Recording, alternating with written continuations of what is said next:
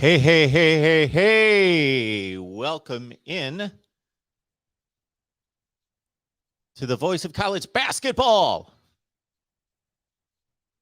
I'm expecting to see Jacques Vaughn and Greg Ostertag out there. Welcome to the voice of college football on a college football playoff rankings special reveal for week 2. And we share that with all of you. And I knew better than to schedule this at 9 o'clock since it was scheduled on the mothership, the worldwide leader, i.e. ESPN, at 9 p.m. Eastern time between basketball games of, who is it? Michigan State, Kansas, Kentucky, and somebody in game 2.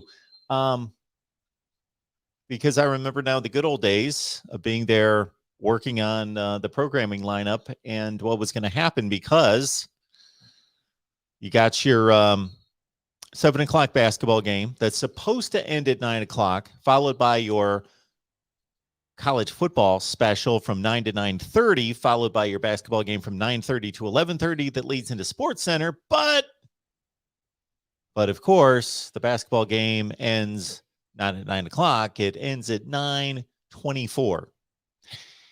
And that pushes everything back. And what do we do with the 24 minutes? We got to take from Sports Center and try to figure it out. And how do we figure all that out? Yes, those were the days. Boy, I don't have to deal with that anymore. I just have to deal with, really don't have to deal with anything. It's all just joy and fun with all of you here at the Voice of College Football each and every day as we talk college football and we break out the phone lines, which I will after we get the reveal. I got to tell you, what I did was I've been recording since 10 o'clock this morning, nonstop, 10 o'clock through. We did our Iowa Hawkeye show, which I know all of you caught from 5:30 to 6:30. Then I had to record on Michigan State that lasted till about 7, did a few other things, and then I was just like, I've just not been on my game today, just have not. So if you watch any videos that were recorded today, you need to give me a pass. Just not feeling the best today. I feel fine. I'm not sick, anything like that. Just one of those days, just don't feel great. Anyway, so I thought, you know what? I'm going to be up late tonight, and what do I have to do besides edit 42 videos between now and when we talk college football with all of you and get the playoff rankings? I'll just crash on the couch if I can. And I did fall asleep for a little while. Set my alarm for 8:46. Had to be 8:46. Takes 14 minutes to get, 8:46 was where the numbers went. And set the alarm. And I thought, when I turn that TV on and we set it up for our big playoff watch party, what do we call this? A rankings reveal watch party. We'll have the big one, of course, on Selection Sunday. That's going to be great, as it always is. But they're not going to be done with that basketball game. There's going to be, whatever on the clock. And yeah, 3:21 on the clock. They were in commercial break. They came back 3:21 on the clock. Knew it. Fortunately, not a close game as, again, my basketball, there would have been a time when I could have turned this on, told you everybody on the court, told you who they were, how good these teams were. But, one thing has not changed in the many years that they've been doing this doubleheader of great basketball on kind of an opening night. I know that there have been basketball games played before this. This is not opening night, but kind of the unofficial start to the college basketball season. You can almost predict from game to game or year to year what the games will be selected for this. When I saw Kansas, Michigan State, I'm like, and now it's coming to me. I think the second game's Duke, Kansas, or Duke, Kentucky. Yeah, that's pretty typical. That doesn't change. This could be 1998 all over again, and you'd have the same college basketball teams playing. So Michigan State, as usual in the Tom Izzo regime, they lose a non-conference game. Not a big deal. Lose a non-conference game. It's only November. Big deal. Listen to me spewing out the college basketball analysis. Tom Izzo losing non-conference games to, of course, I'm sure his non-conference schedule would put any college football team to shame, because Michigan State, they like to take on the tough teams, the big opponents, the brand names throughout November, December, into January. Get ready for that. Get tough, get hardened for that Big Ten schedule. And then it doesn't matter if you've lost 7 or 8 games. You're still going to be a 2 seed. Still going to possibly win a Big Ten championship, vie for the Big Ten title, and you're ready to go. Your team's ready for March. When's the last time Tom Izzo and Michigan State went to the Final Four? Probably been a few years, but man, it used to be like every other year. All right, no more college basketball talk because I can't stand it anymore. The first name I heard on this broadcast, I thought, you know what? I'm going to remember that name. I'm going to break it out, impress everyone. Stayed in my head for about 4 seconds. It's gone. Again, Okai Abaji being interviewed right now by Holly Rowe. All right, great to see everybody here at the Voice of College Football. I enjoy these kind of get-togethers. And again, the Selection Sunday get-together after the conference championship games on Saturday, that will be a time. We're simulcasting in a ton of channels, all the channels that are involved in the rankings, heavily involved. Iowa, sorry, I dropped you this week. I involved you last week. I dropped you this week. Scores more than 17 points against Northwestern. Beat the Wildcats by more than 5. Do that, and we'll keep you on here in contention for a high ranking in the playoff rankings. But all the channels that represent teams that are in the running for a high ranking. Yeah, we simulcast across the board here at the Voice of College Football Networks. Reese Davis is fired up. They're in New York City. There was not a chill in the air today. We got a kickback to not summer, but it's probably 65 degrees. I'm actually within a couple hours of New York City here in wink, wink, beautiful Connecticut. But yeah, I had too many records to get outside. I usually like to get outside for a nice little run or trip down to the playground down the street to shoot some hoops, but not today. See how you are all doing here. What do we got? Oh, man, comments all over the place. Tons of super chats coming in, too. Exploring with Ben. Hey, you're first? Way back at 7:36. 9 o'clock, Ben, 9 o'clock. Hope you weren't waiting too long. Hope you've stuck with us, actually. There's Brett. Yeah, is this the worst, second best? Buffalo Bills, Atlanta Braves. Who won the World Series, of course. But you'll remember what I mean. You children of the 90s, the Atlanta Braves, Buffalo Bills, second best. Exploring with Ben. I don't expect much drama with the rankings. Think everyone just slides up, at least Oregon and Ohio State. Cincinnati will be interesting to see. Barely escaping Tulsa. Yeah, what I need to do, man, I get into this issue every week in terms of content delivery where I would like to, I haven't even delivered my Big Ten power rankings. I get to the Big Ten and the SEC, and then it's so late in the week after that, I don't get to the other conferences I want to, and then nobody watches the other conferences videos anyway. That I don't even go there. But it reminds me that my top 25 that actually makes sense, of course, has been responded to with much applause, much criticism, a lot of good questions and decent comments. I enjoy that part of it, the argument that's legit, but a lot of haters out there, of course, that don't understand. Yes, don't criticize what you don't understand. If you haven't been fully enlightened, haven't seen the light, but I want to produce a video where I need to do this every week, whether that would this be a good live stream or would it be a good video to respond to the comments on the top 25 that actually makes sense?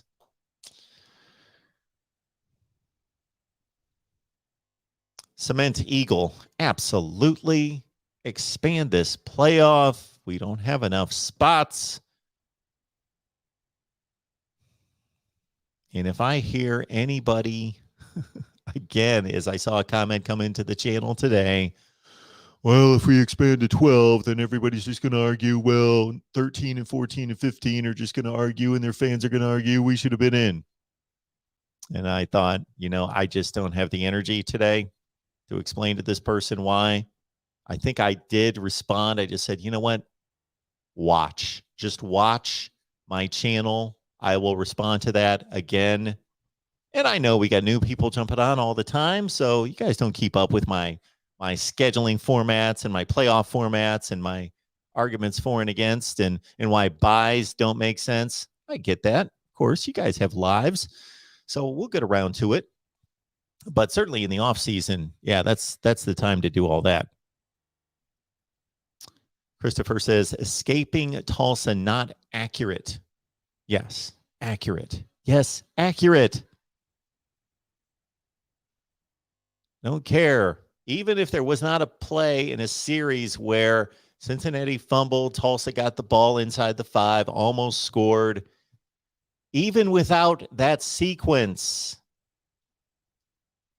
yes, Cincinnati still survived. They played a marginal, to be kind, football team, and they did not look impressive. They did not dominate the game by any stretch. They didn't control the game. They did nothing the game. They just won the game. And you people out there that hate the NFL, I'm right there with you. It's not about just winning the game. You've got to be impressive. You've got to be measured against your opponent. That's what we have to do. If we had my playoff system, we wouldn't have to do that. But in this playoff system, the win isn't all that counts.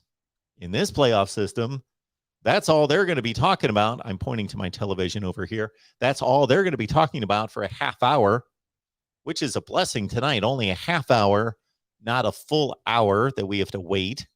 So we can get to you on the phone lines very quickly, but only a half hour tonight, which reminds me, I probably need to go get my phone cord a little bit later before we set up for the phone system. It may be down there, but got to impress. We don't have enough spots. If we had enough spots,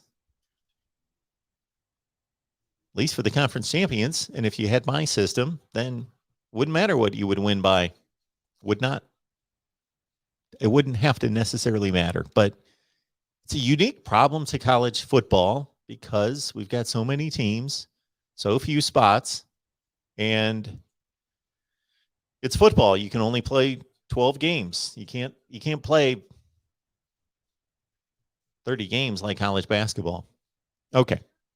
All right. Then Christopher commented like 42 times in a row. Oh, the Buckeyes had a basketball game tonight.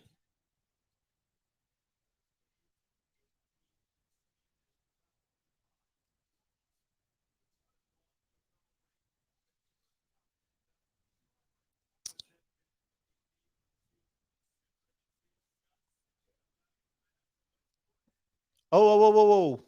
We're going to get right to it. Here we go. Number 21's Pitt. 22 is San Diego State. Number 23 is Texas San Antonio. How did they magically appear? What happened there? Utah at number 24 and Arkansas at 25. Can you imagine a game between Texas San Antonio and Arkansas? Who wins that game and by how much? How is Utah's resume better than Arkansas's? Okay. 16 through 20, NC State, Auburn, Wisconsin, Purdue, Iowa. Is anybody keeping track of how this compares to my 2025? I don't have NC State that high, that's for sure. NC State's higher than Auburn, Wisconsin, Purdue, and Iowa.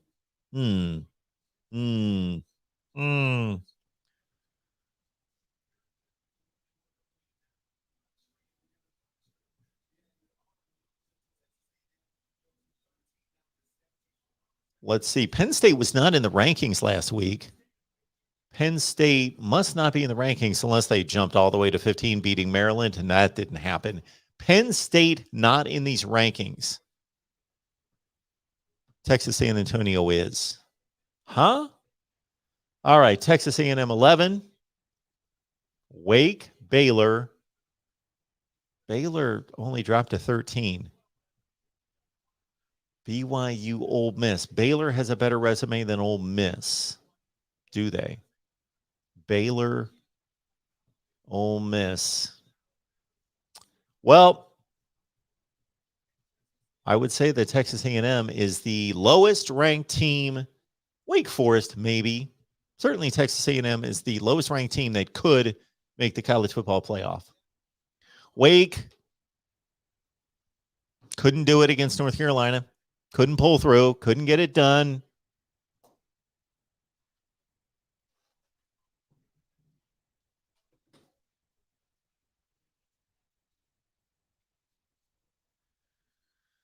All right, let's get to the top 10 here. Oklahoma State's at number 10.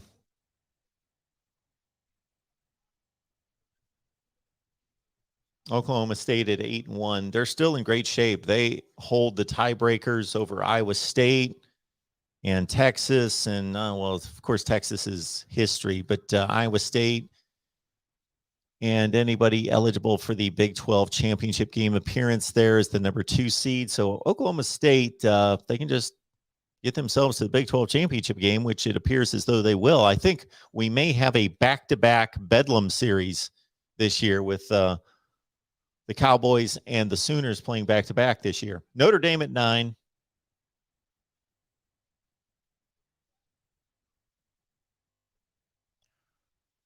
Notre Dame lost to Cincinnati, of course. Notre Dame with a win against Navy. First time they've beaten a team, really beat them down in a long time. They won by 4 scores, 4 touchdowns. So Notre Dame finally gets it done in a big way. And we'll, of course, be diving into all the matchups coming up for this weekend. All right, let's get to it. Let's go. Whoa, come on, boys. Roll Tide.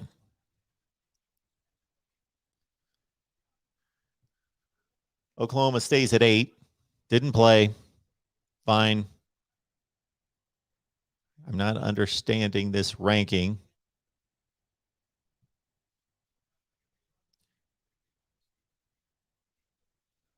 So Michigan State, this was a question coming into this. Michigan State lost, but they were able to stay ahead of Oklahoma with a loss. So the committee is keeping Michigan State ahead of Oklahoma, those two teams with a loss. And Michigan State should still be ahead of Michigan.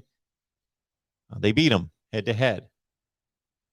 And Ohio State's performance against Nebraska certainly would not vault them above Oregon. It doesn't add to their resume. Nebraska's, you know, the enigma that Nebraska is. They actually play well, but they lose constantly. They haven't beaten anyone this year.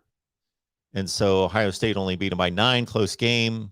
Didn't put it away till 90 seconds left. The AP, I don't know if the AP probably took in, the AP voters took in Ohio State's game against Nebraska, but did not take in Oregon's game. It was probably too late at night that they didn't stay up for it to know how much they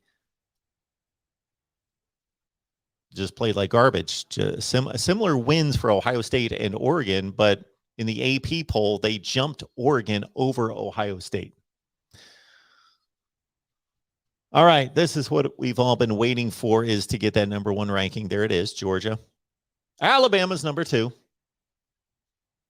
Barely beat LSU. Barely beat LSU. It was a good game. Oregon jumps to 3 with the Michigan State loss.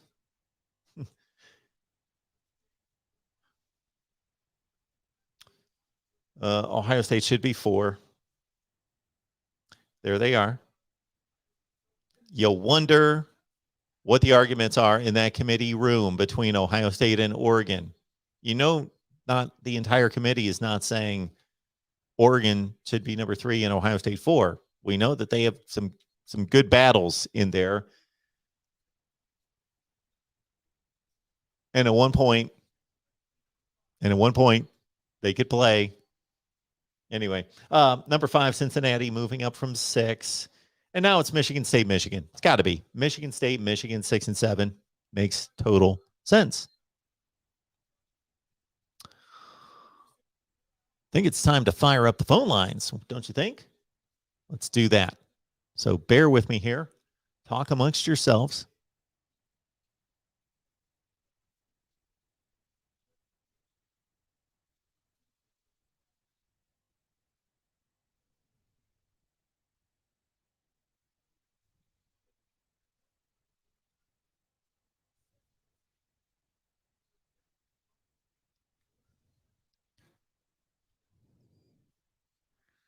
This committee wants Ohio State or Oregon to lose. They just do.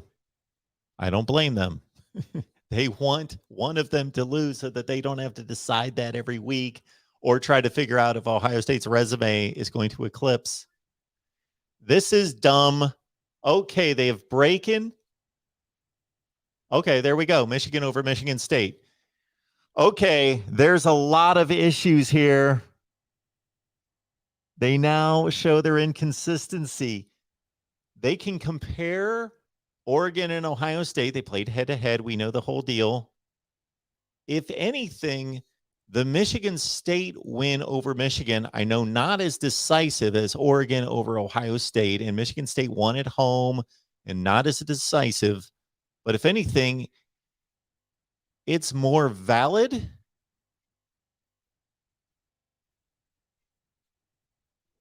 It's more valid because their schedules are so similar. Otherwise, Michigan, Michigan State, they both played Rutgers, and they both played Indiana, and they both played somebody in the Western Division, probably. Who have they both played? Anyway, they at least have two games. Nebraska, they both have played three. They have three common opponents, and that's going to go to 4 and 5 and 6 and very soon. So I understand where the Michigan State win over Michigan is less decisive, less impressive, was at home versus the Oregon win over Ohio State. But if anything, the resumes are more similar. That should keep Michigan State ahead of Michigan.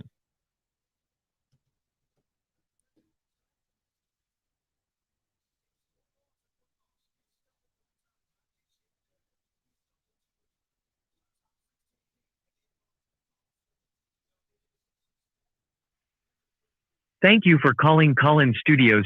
Call screener line. Please enter your show. Enter your 6-digit PIN number. Welcome, host. You are now in the host room and can manage your callers from the Collin Studio web interface.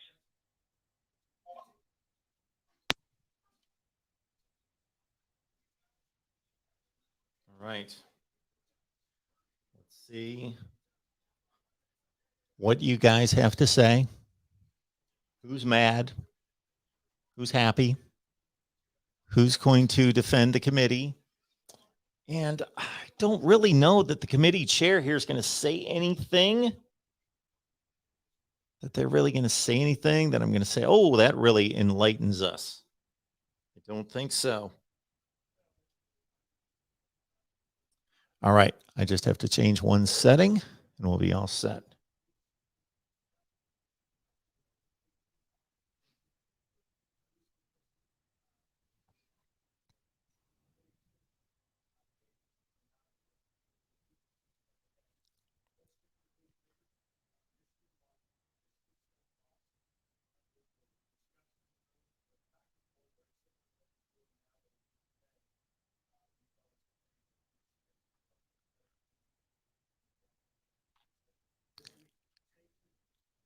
Okay, he made a comment there. Remember this for later, Ohio State and Oregon people. He basically could not explain the Michigan State thing, and he summarized it by saying, we just felt they were better. Really? That's how you're deciding this thing? We just felt they were better. Okay. They don't feel Ohio State's better right now? Okay. Wow, that's a loaded comment that is just dumb. That's a dumb comment. Maybe I should have listened to the whole deal. All right, let's get to the phone lines. Appreciate all these super chats coming in. We've got a couple super chats. Let me honor those first. I hate when I miss these. You know it. Got to honor these people with their super chats and get these in. Let's get to them right now. Hang on. Where's the yellow one? It's a yellow one somewhere. I want to get to that one first because if I don't, then that one's going to get cleared off the board. I don't see it there anymore. So somebody sent one in. It's in yellow, and I can't get to that one, unfortunately. I can't post that to the screen, but I can read it. L. Duderino Lebowski says, imagine if Cincy was in the SEC West, imagine their record. Give Cincinnati Arkansas's record or schedule right now. El Duderino, thank you so much for the super chat contribution. I apologize that I cannot post it to the screen. I've made those explanations before that if it's too far in the past, I can't retrieve it to post it to the screen. But he is saying, imagine if Cincinnati was in the SEC Western Division. Give them Arkansas's schedule. It would be fascinating, would it not? All right.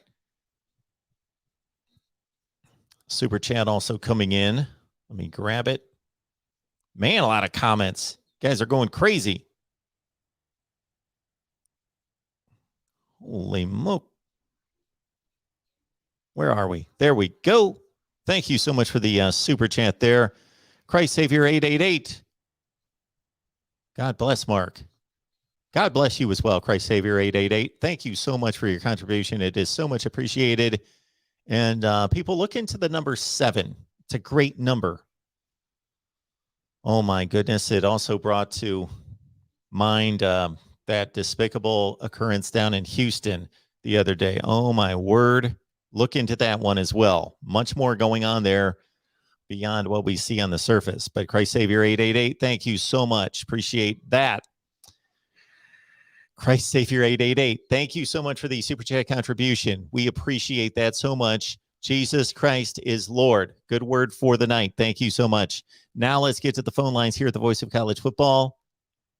First up, let's talk about it. Welcome in. Who's on the line? Hey, Mark. It's Drew. How are you doing tonight? I'm doing well, Drew. How are you? I'm doing pretty well. I'm feeling pretty good. I can't only call in when we win. I figured I have to call in when we lose as well. But I'm 12. I'm more than happy with that. So, Drew, I would tell you that if you rooted for anybody else, I probably would say, I apologize. I'm sorry. I can't keep track of whom everyone roots for. And so my mind was blitzing around for about 5 seconds after you said that. Then I thought, yeah, this is our Wake Forest guy. This must be our Wake Forest guy. Okay, got it. Yes.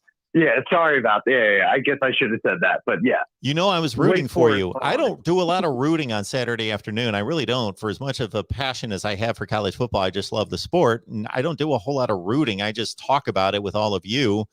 And I guess most of the rooting has left me.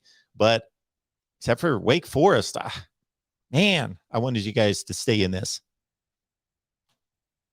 I did too.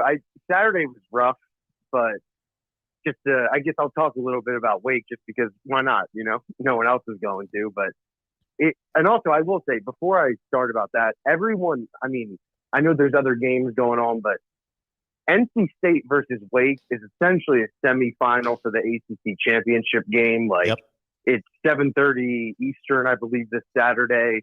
I'm just saying, if your team's not playing, I would watch that one. I think it's going to be a lot of fun. But the UNC game was rough. This might be kind of a contrary opinion, but I actually don't blame our defense. And I know that sounds absurd. How they let up well over 50 points. How do you not blame them? But we all kind of knew it was baked into the cake. They're not very good, so it's situational at that point. And Sam Hartman, he threw 2 picks. He threw a really bad pick. I mean, the defensive player was probably offsides, but, at the end of the day, you still threw a pick. And Wake just didn't get the stops when they needed to. But I'm pretty confident. I think, like I said, I'm excited that we're still in it. At this point, I'm done talking about the college football playoff. I think maybe in a week or two, if everything goes well, I can talk about that again. But I will say, Mark, I saw you had an interview with a Wake guy. I definitely checked that out. That was a lot of fun. And even, I remember, I think it was after the Saturday call-in show, someone was like, finally, we can stop talking about Wake Forest. And you just made the little comment that you're like, well, I mean, even a one-loss Power 5 doesn't get let out typically. So, like I said, I don't want to talk about that. Twice. I'm just excited for NC State, and college football is a lot of fun. But one thing that I think is very cool and is kind of underrated, and most people won't care, but look at UVA Notre Dame. Because to me, if UVA can somehow get that upset, that's like the trifecta for Wake. Because we beat UVA, so it boosts our resume. Yep. Notre Dame, being the 2-loss team, inherently they have to drop. And what people don't like to talk about, and I'm not trying to I've made my thoughts on Notre Dame pretty clear. But at the end of the day, Notre Dame and Cincinnati are pegged together. They're two stocks that are pegged. So if one goes down, the other kind of has to go down. But for Cincinnati fans, what they realize is it's really, they can't let Notre Dame go down. So I would look at it as Wake builds their resume. Notre Dame has to drop. And then by definition, Natty will drop. But I'll let you go, Mark. I will say, not to just dig on Mr. Moneybags, but we should support this show. I'm a Venmo you a couple bucks. I know that I don't do the super chat thing. I'm a boomer, even though I'm 27. But I appreciate the show, and go Deeks. Drew, let me say one thing before we let you go, besides thank you so much for that. And people can contribute all sorts of different ways that don't have to be financial, but I appreciate that support as well. I would cover Wake more. Fill in the blank. Wake, Purdue, Kansas State, Stanford. You can fill in all sorts of schools there. I love those conversations just as much. And actually, hey, I got to admit to all the people that are watching that are the elite fans, and that's most of the people that watch, I'd rather talk Wake Forest and even teams that aren't doing well. I'd rather talk those just because I'm sick of talking the other teams. But the reason I can't do that too much is because unfortunately nobody watches the video and I make 13 cents off that video and it just doesn't make a whole lot of business sense. So I gotta balance my own interests with good common business sense in terms of the content I produce. But I tell you, I enjoyed that conversation about Wake as well. Absolutely. But thank you so much for the call, Drew. And Wake taking on NC State, and I can't wait for that game either. I'm going to enjoy it. I'm going to watch it, and good luck this weekend. All right. Next up here at the Voice of College Football, who's on the line? Marcus DeAndre, man. How Thank you. doing? Thank you for your super chat. I appreciate that so much. Now, your last caller that called in, you should have said that there's a guy that supports the ACC no matter what, even if it is Wake Forest. That's what you should have said. Because you're not always up to talk some ACC football. What up, Mark? Yeah, I'm not quite following. I didn't quite hear that clearly. Okay, he supports. I said the last caller. Yes. Keep going. Caller who was a Wake Forest fan, you should have told him there's a guy that always backs the ACC. Oh, okay. No matter what. Yes. Yeah, you should have told him that because I rock. I know you do. No matter. It didn't come to mind, but yes, I know you're an ACC guy, and I love that.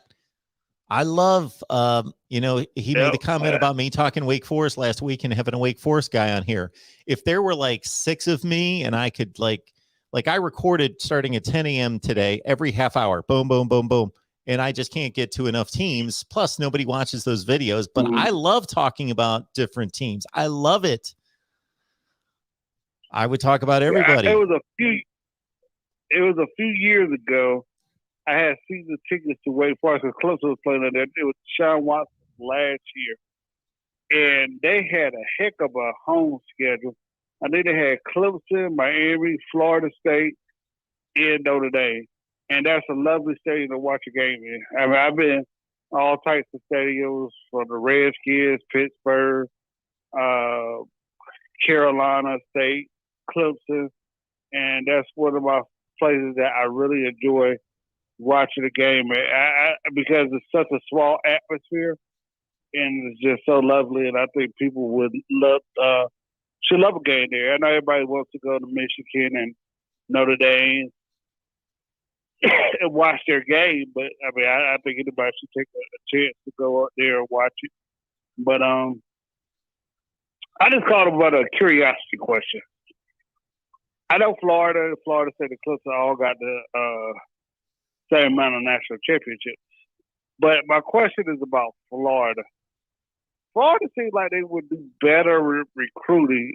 Is Florida State, and Miami's falling in that same category where because of Central Florida and South Florida, I know South Florida's not that good, but in Florida International, they're just not able to tap into the talent that they used to, or is it coaching? Florida's issue with recruiting? Yeah. You think that they have an issue with recruiting because of those other smaller schools like Florida International, Florida Atlantic, and Central Florida and Southern Florida? You think that's the issue why Florida's having some of the issues? No. Because they're not fighting for the same players. So go to any list of any position, pick your position or go through every position and go to 247 Sports list of top players at that position. You know, your 32 best centers in the country, whatever. And you will see a natural progression from the very elite players, the very best. They're all signing at Georgia, Ohio State, Clemson, etc. And then you'll see it drop when you get to like player number 10, 11, 12. Then you start seeing Michigan, Penn State, Notre Dame pop up, and then a little bit lower. Not that they're not grabbing top players either, but you'll just see a natural progression, and you'll see the programs just continue to go all the way down. And then you'll see near the bottom of the list, you'll see the FIUs and those teams, and maybe they won't even get on the board. So they're not fighting for the same players. I think Florida. The reason why, the reason why I bring that up, because I'm assuming these schools didn't have programs in the 90s, and some of them were upstarts, and maybe the 2000s with Florida and Florida State and Miami were making their runs. I don't think none of these schools have programs. I think Central Florida might have, but those other schools didn't have programs. Am I correct? Yeah. So remember the joke in the ACC was Florida State second team will finish second in the ACC back in the day. Yes. And the reason why I bring that up, because a lot of those players that might be at Florida, Central Florida, Florida International, Florida Atlantic, they will be backups compared to starting at those particular schools on those three rosters. I already told you why I think Florida State fell off. I think because they used to tap into LSU, and David came in there and blocked it off and stopped a lot of Florida State players from leaving and going to leaving Louisiana, going over to Florida State. But I think that has a lot to do with it. That's why I was asking. Okay. Well, I'm not gonna. It's just not a good. It's not the conversation to have tonight. We got about 280 people on the line, and I guarantee that none of them care about Florida recruiting right now. So we're doing a playoff show. Okay. Hey, yeah, man. Yeah, the playoffs not this year for me. But hey, Mark, hey, you get to everybody else, and hey, man, I appreciate the call in. I don't know something else I'm about to tell you about. I don't know what I was about to tell. Hey, I figured out I am here. Call back anytime. And, thank you, Mark. All right, DeAndre. Appreciate it. See, my typical call-in show, call in about anything. We can talk about anything with college football, but obviously we're doing a watch party on the playoff reveal, the rankings. So let's stick to that because that's what people want to talk about. Welcome to the Voice of College Football. Who's on the line? Hi, Mark. This is Ben. How are you doing today? I'm doing well, Ben. How's it going? Were you the first one in the chat? Was I the first one? No, I was, no, not in the chat at all tonight, actually. Oh, okay. That was another Ben then. Okay. No, there's another Ben. Yeah, there's another Ben, like something about something exploring. I remember. Ben. Okay. Yeah, what's up tonight? Exploring Ben, yeah. Oh, anyways, hey, I want to agree. I agree with you on I'm not an Ohio State fan, as you remember, but I agree with you. Ohio State should be above Oregon. At least, I didn't watch I actually just watched your show. I didn't watch the reasoning of Oregon being placed above Ohio State. But I never said that. I cannot. I watched. Wait a minute. No. I thought you were quoting them. Quoting the show about Ohio State and Oregon? I thought you were quoting the show. I thought you were saying that I may have misunderstood, but I thought you were saying they were saying that Oregon looked better than Ohio State. Did I misunderstand? Okay. Basically, what I said, which if I can try to review what I said, was this is my stance. My stance is always head to head. If two teams have the same record and they played, then I'm going to give the better ranking to the team that won the head to head. That said, this situation is challenging my stance. It is severely challenging it right now, and it will challenge it more and more and more as Ohio State's resume just goes through the roof and Oregon's continues to suck and suck worse because the Pac-12 is just beyond awful. But when I was making this statement that the AP voters, not these rankings over here, this is before it was revealed, the AP, for some idiotic reason, I don't understand these people.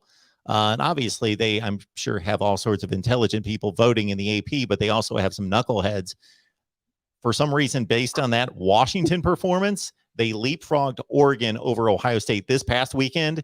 And I just believe that nobody watched football or didn't understand what they were watching this weekend. Why this was the weekend to do that, yeah, I don't get it. Well, this is the same group of people, I think, that still had Cincinnati number 2 after playing that Tulsa game. Yes. And Navy and Tulane. That's ridiculous. But I would agree. I mean, I personally think that Ohio State, far better. When you look at it, and I agree with you on that. I know you have but at the same, the other thing is I think the committee's wrong there. I think Ohio State should be above Oregon, but I don't disagree with them with Michigan being over Michigan State. Not at all. Why? Because Michigan, for one, if you're talking, they have a similar, they have similar schedules, they're playing similar teams, and look at how Michigan's performed against teams they played. I know State has a head-to-head, but they did that at home. They did that after, they had a bye before they came in there, and before they played, and now the Big Ten admitting to several mistakes being made as far as the officiating is concerned in that game. So I can understand it. I'm not saying that it doesn't matter. It's going to work itself out, and those two could be, one could be over the other. It doesn't really matter. Is it going to work itself out? Okay, so I'll let that comment go because in this matter, you're probably right. It will work itself out in the Big Ten. For all the people that say across the board in terms of the 4 playoff spots, you know what? It'll work itself out. Oh, my word. I want to address that comment. And maybe I'm just going to produce a video that's going to address the comment. It'll work itself out. I made the comment to somebody the other day. During a show, I made a comment because I read it in the chat the other day that it'll work itself out. And I made the statement, just because something comes to a conclusion doesn't mean it worked itself out. Meaning if I go to death row and I'm completely innocent, but I was incorrectly accused and charged and convicted, and I'm on death row and I get the electric chair, that's the conclusion. It worked itself out. There was a conclusion, but it was the wrong one. So that doesn't mean it worked itself out. If we come to the wrong conclusion, the beginning, the middle, and the end. Yes, there's going to come a day, the day after the championship games, that those 13 people are going to decide who makes the playoffs. That doesn't mean it worked itself out. That means they're going to have to tell us the 4 teams that make the playoffs. Yeah. No, I actually rarely use that term, and I only use it in this case for what does it really matter with Michigan and Michigan State, which one's above the other one, because there's only going to be, if either one of them suffer another loss, they're out. If you're right, it works itself out. I guess there's 100 ways to play. Because they all play. That works itself out in the Big Ten Eastern Division. Absolutely, it does. It works itself out. Yeah. They all play. Yeah. But I agree with you on that state. I mean, I rarely use that. I'm not. There's been many times before, it didn't work itself out. I can go all the way back to Michigan tying Ohio State in 1973, where Ohio State gets to go to the Rose Bowl. They're both undefeated. They set for the tie. Ohio State goes to the Rose Bowl and gets national championship, and Michigan doesn't get a bowl at all in 6th place in the AP. Didn't really work itself out for Michigan. But yeah. But anyway, hey, that's just a comment I wanted to make. I'll let other people get a chat. I don't agree with Ohio State being under Oregon this time as well, and I do agree with Michigan. I could see it going either way. It wouldn't disappoint me. Very good. Well, thanks so much for the call. I appreciate it, Ben. Have a good night. Oh, Mark, one more thing. I want to call another time and talk with you about the Harbaugh and James Franklin discussion to kind of continue on, because I think you were incorrect with a few of the statistics you were talking about. I would like to discuss that with you in another time if we can get a chance. I don't want to do it today because. So I just want to clarify. You were the one that called about Harbaugh versus James Franklin. We had that conversation. Yeah. Okay. We need to continue that. Yeah, I would love to continue that, because you're under the impression that James Franklin has less losses than Harbaugh since Harbaugh's been there, and he doesn't. He has more. I counted it up after I talked Franklin to you. Has a better record since I said pick the year. You said 2016. I said James Franklin has a better record since 2016. Yes, James Franklin has been at Penn State longer than Jim Harbaugh has been at Michigan, 2 more years. And in those 2 seasons, James Franklin got off to a rough start. He went 7-6, 7-6. Yeah, his record overall is not as good as Jim Harbaugh. But since they've been coaching at those respective schools, Franklin's record is better than Harbaugh's. Yeah, since they've been coaching. He's accomplished a lot more. No, since they've been coaching. He has more losses. He doesn't have more losses. He's got a better record than Jim Harbaugh. Do the addition. He's got a better record than Jim Harbaugh. I counted him up, man. He's accomplished. I counted him up.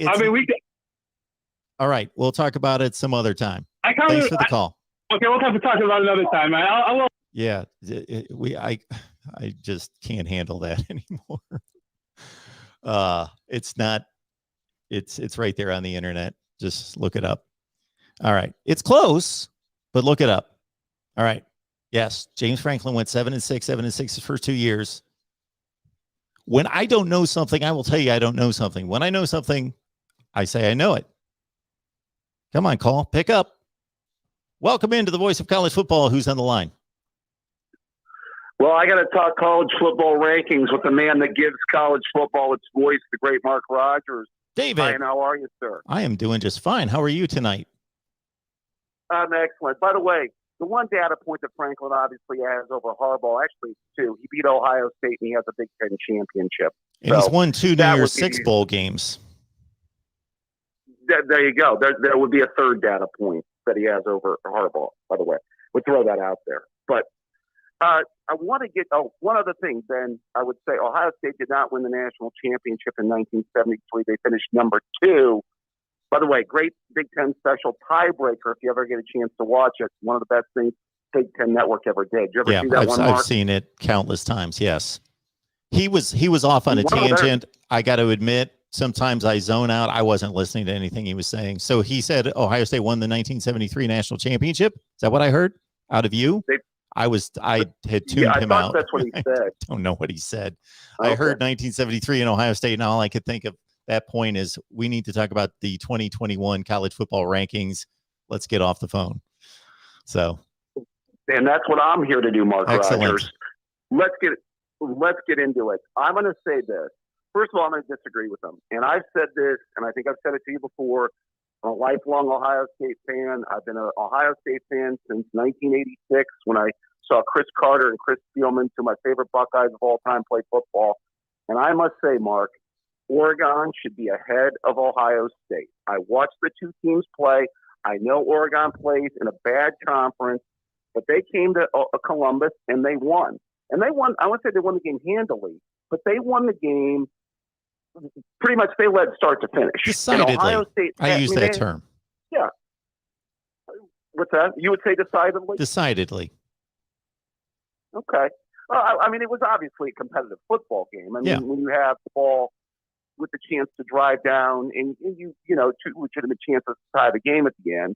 But you're right. I mean, Oregon led the game start to finish. Ohio State was playing from behind for, you know, the entire football game. I mean, conversely, as we talked about with Sparty and the team up north, I would say this. When we watched that game, you listened to Steve Dace crying his beer about it last week because the team up north blew the game. I mean, I watched that game from start to finish. If you look at it, I think that game was more about them losing than Sparty winning, in my view. I don't know if you felt the same way coming away from that football game. Yeah, I thought I think Michigan State figured out Michigan's defense, that it held them to 2 touchdowns through about 5 minutes left in the third quarter. Michigan obviously had issues with personnel groupings, and why that was never talked about or knowledge of the college rules is a bad one on their defensive coordinator, Mike McDonald, and the coaching staff. And yeah, most games are more lost than they are won typically. So you're telling me that, yeah, it was a much closer game. Plus it was on the road for Michigan rather than Ohio State playing at home. It was not as decisive of a win as Oregon had over Ohio State. Absolutely. So by that rationale, you do not have an issue with what the committee did as far as ranking Oregon, where they have Oregon, Ohio State, where they have Ohio State, Michigan, where they have Michigan, and then Michigan State, where they have Michigan State then. Okay. Correct? Based on what we just stated, I shouldn't have an issue with it, but let me flip the argument and make a case for Michigan State versus Michigan. And that scenario versus Ohio State and Oregon. Ohio State and Oregon played in September, and it shouldn't matter when they played, but It's been a long time. They then separated and played completely different competition, where Michigan and Michigan State play in the same division. And they have already both played, in addition to themselves, Rutgers, Nebraska, Indiana. I believe I'm counting all 3 games that they've played a common opponent. And then in addition to that, they're playing like competition within these 2 divisions in the Big Ten. And so we do have a comparison to make to say, well, they also played these 3 common opponents. How did they do? Well, it's kind of inconclusive, meaning they both won by a field goal against Nebraska. Okay. We can go into the details of who played a closer game. And I would say that Sparty was more benefited from the outcome than Michigan, but they both won by a field goal over Nebraska. Michigan State won much more decisively against Rutgers than Michigan did. They beat them by 25 points. And it was a 1-score game at home for Michigan.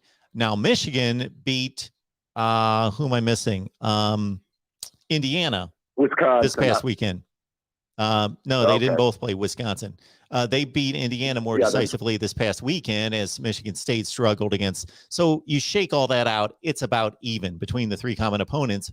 But I think it, in a sense, justifies that result a little bit more than Ohio State and Oregon playing and then playing just completely separate competition. It's just another way to look at it. Well, yeah, I would agree.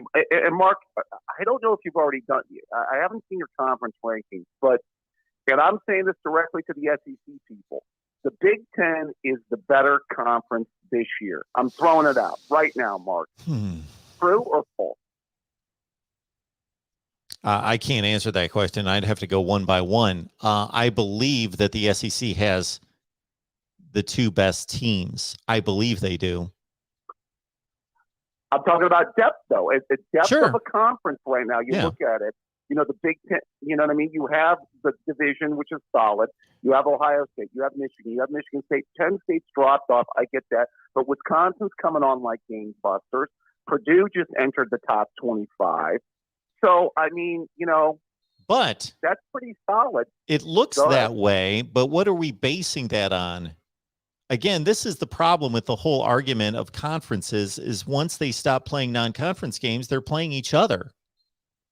So what's the aggregate record of the SEC? 500. What's the aggregate record of the Big Ten? 500. Everybody wins a game, loses a game. The only thing that determines of these conferences playing within the conference is how deep is the conference? Is it top heavy with a few really good teams, or is it a Clemson type ACC situation where they're completely better than the rest of the conference and the rest of the conference is a bunch of 7 and 5 teams, or what is it? That's all that truly tells us. Well, right now, in your opinion, who's the third and fourth best teams in the SEC? Number 3 and 4 in the SEC would be Texas A&M and Ole Miss. Okay, Texas A&M and Ole Miss. Okay.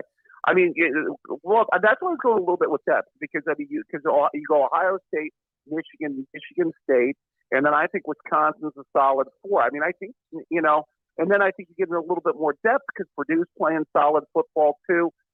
I think it's very close this year, if not a slight edge to the Big Ten. Okay, I can understand that. I respect that. It's not a joke of an argument. If it was, I'd be telling you that. I think it's a legitimate argument. Right. Count up the teams that you just named. What do we have? The 4 in the East, and then we've got Wisconsin, Iowa, Purdue as decent quality teams. If you include Purdue, you got to include Minnesota. They got the same record, and they beat them head-to-head. So what are we talking? 7 teams that – how do we classify that are quality teams? They're top 40 teams in the country. 7 of them in the Big Ten? Yeah, I mean, correct. Then those would probably be teams that you would probably reach in the top 40, yes. That you could put out against almost anybody in the country and they wouldn't be embarrassed. There might be an exception. Purdue goes and plays Georgia and loses maybe 42-10. Yeah, there are exceptions, but generally they could go out anywhere in the country and not be embarrassed. Those 7 teams. Generally, in the SEC, you've got Georgia, Alabama, Texas A&M, Ole Miss. Those are the 4 teams that I'm very confident in being top caliber, top 15 teams in the country. Then after that, I guess number 5 would be what, Kentucky, or would you go? I would go the way they're playing right now. I'd say Tennessee, but the record doesn't show that. If you're going to, you got that balance between, who's playing well now versus who's got the resume. The resume would go to Kentucky, but your other 3 to match those 7 in the Big Ten, I guess, would be actually Arkansas. I'd go Arkansas, Mississippi State, and I guess Kentucky or Tennessee. Now, you can't tell me that you would feel that confident with Minnesota and Purdue playing Kentucky or Tennessee. So the Auburn is completely out after. I forgot about Auburn. That makes the SEC deeper. Right. Oh yes, Auburn would be in that top 7. So you could kick out. I think I would stay in the Western Division and take Mississippi State, Arkansas, and Auburn as the next 3. Well, I mean, would you say that like Auburn and Penn State, comparable teams, played earlier in the year? Penn State did beat them. Yes. Absolutely. That was a close game. It was at Penn State. Oh, yeah. I think they're very comparable. I'm just making the case. I think that the Big Ten, and that was kind of the thing that was giving me pause about Ohio State this year. It's just the schedule that they've coming up and this kind of gauntlet that they've got to have to run through the last 3 games and then a possible Big Ten championship game. So, I mean, obviously there's a lot of good football teams. I think this conference is closer to back to where it was in 16 and 17 when I think you could make a case where it was right there as the best conference in college football. I agree with you. But I did want to say this. I wanted to get to this on the rankings. Are they still? Is there a path for Cincinnati, or does it have to be complete chaos? Before I answer that, I'm going to complete our rankings just to say that third tier, third and bottom tier in the SEC, I would take way over the Big Ten. I still have Tennessee, LSU, Florida. I'd go play those 3 teams and then the rest of the league against Rutgers and Illinois and Nebraska. Nebraska's playing well. Okay. But they're competitive. Anyway, Cincinnati. Their path is go undefeated, hope Notre Dame stays 11-1, and there's a possibility for all sorts of carnage in the Big Ten. But they would need a 2-loss champion, I believe, out of the Big Ten. I don't think they do. You could get carnage in the Pac-12. I think their scenario is basically the Pac-12 and the Big Ten beat up on each other. And then you've got 2 teams in the SEC. You've got the Big 12 champion, Oklahoma, and you've got Cincinnati. That's their best hope. I think they would. They would need a 2-loss Pac-12, 2-loss Big Ten, and then basically, it would just to where they could slide in the 4th slot. Maybe if Alabama beats Georgia, Oklahoma is an undefeated or even 1-loss champion, and then they could slip in as the 4th team. Is that what you're saying? Kind of situation? Yeah, I'm basically saying since Oklahoma's undefeated, there's less of a chance that they're going to get pulled down to 2 losses. So it's more likely in the Big Ten just because of the difficulty of these schedules that they're going to have to play, plus the championship game. And of course, Oregon's on the high wire every week against really bad teams. So when are they going to lose? I don't know. But they still have a couple of games. I shouldn't even mention who Oregon's playing. It's like they don't even have to play anybody good to be on the high wire. So whoever they're playing, and I know it's Washington State this weekend, just wait for Oregon to lose, and that knocks them out, eliminates the Pac-12, and whatever happens in the SEC, 1 or 2 teams. Of course, they want 1 team selected in the SEC, helps their chances. The interesting comparison would be a really strong Big Ten champion with 2 losses, or an Alabama with 2 losses, with that second loss, of course, against Georgia, comparing them to Cincinnati. That's a nightmare. Is this let me give you the only situation where the Buckeyes don't make it. Let me just put it out there. Oklahoma goes undefeated, which I think the committee's banking on Oklahoma to lose with where they rank them. I think they have it baked into the cake. I think that Oklahoma's going to lose. But let's say they go undefeated. Oregon wins out, and then Alabama beats Georgia in the SEC championship game. Yep. At that point, wouldn't that have to be your 4 teams? 1-loss Pac-12 champion Oregon, Alabama, Georgia, and you'd have to take an undefeated Oklahoma. Yep. I've thrown that one out many times. That's Ohio State's worst case scenario in terms of winning all their games. Worst case scenario. Yep. Yeah, because I've heard the Ohio State podcast people say all Ohio State has to do is win out. No. I'm like, no, there's a scenario where that happens. Now, I don't think that's likely to happen, but that could happen. It's not out of the realm of possibility. I think it's fairly likely. Oh, you think that's likely? Well, I don't think it's obviously the probabilities are against any scenario. You could draw up any scenario. Obviously, there's a million other scenarios. So you go with the field over the one scenario. So it's not likely, but I think it's a likely scenario as much as scenarios come. Nope. Again, each one is only one of a zillion. That's a likely one, don't you think? Oklahoma goes undefeated. They win the rest of their games. They're winning them now. They're 9-0. They only have 3 left plus the championship game. Oregon continues to win. They're playing awful teams. Even Utah, this 24th ranking in the country, I don't get it. Utah, they just lost to Oregon State last week. The week before last, they've lost to San Diego State. Anyway, the Pac-12 is not good at all. So Oregon wins through, and then that Alabama-Georgia split where they both get in. I think that's, again, it's not likely. No scenario is likely, but it is one of the more likely scenarios. And if anyone thinks the committee is going to, I believe I lost everything here. My call-in system must have dropped the call. Is that what happened here? It appears so. Let's I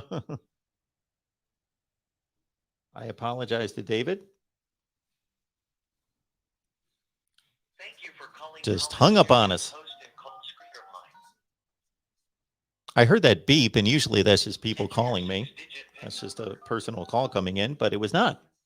All right. So hopefully the 3 calls that are on the line, and there are more, will stay on the line and still be there. All right. I will take the next call. And again, I apologize, David, but we'll move on with the phone calls here. Welcome to the Voice of College Football. Who's on the line? Hey, Mark, it's the real MVP. How you doing? I am doing well, man. What's going on? Well, I'm not sure if you saw this, but the committee has lost their mind today. I saw it. I witnessed it. Listen, if you want to make a move like that, you have to at least pull the trigger for both of them. I would be less upset if Ohio State was above Oregon, as well as Michigan State above, or Michigan above Michigan State. But just doing one and the other, I mean, it makes no sense because Ohio State is so far and away better than Oregon compared to Michigan State. Yep. And I almost think that they're setting us up. I think maybe they're having a good laugh in the back room thinking we're going to dangle that out there for as long as, and we'll just let people argue about it and be pissed off at us and wonder what we're doing. And then it's, any week they can pull the trigger on Ohio State. As long as Ohio State keeps winning, any week they can, boom, move them up past Oregon because they're going to be playing Purdue, Michigan State, Michigan, and a Big Ten championship game. At any time they can say, whoop, that was the game that pushed their resume, boom, past Oregon. That made it so ridiculously one-sided that we can say, okay, that trumps the head-to-head, and now we move Ohio State. I kind of think that that's going to happen at some point. I mean, it's much more likely today than yesterday. But this doesn't make sense as well from last week's rankings because Mississippi State was ahead of Kentucky. Wisconsin was ahead of Iowa. And both of them had not just the same record, they had an additional loss. True and still ahead of the team they beat. True and true. Absolutely. And there was another one in there, wasn't there? Well, there was Oklahoma State and Baylor that had the same record. Baylor, Oklahoma State, and they had Oklahoma State with the same record and one spot ahead. Absolutely. You pointed that out last week very astutely. And to your point, not just even the same record, a worse record, and they ranked them above. And they're playing in the same conference. Right. So their schedules are very close. Where Ohio State's playing this massively tougher schedule than Oregon. And Oregon's looking a whole lot worse than Ohio State, and Oregon has the much easier schedule as well. Yeah, every week they look terrible. Right. I think, and I've got to throw this out here for the back half of the thing, the top 25. I mean, it's not the beautiful part that we all talk about. How in the world is Utah ranked? I don't know. As soon as I saw that, I couldn't believe it. I mean, I thought the FPI having Utah ranked in the top 25 was insane. I mean, are you kidding me? Who is Utah beaten? It feels like they haven't beaten anybody any good. Nobody. Yeah, they've beaten no one. They got to play BYU out of the conference, and they lost. And they lost to Oregon State the week before last. Oregon State. Yeah, I don't know. Who's their other loss? Utah, BYU, Oregon State. They lost to somebody else bad.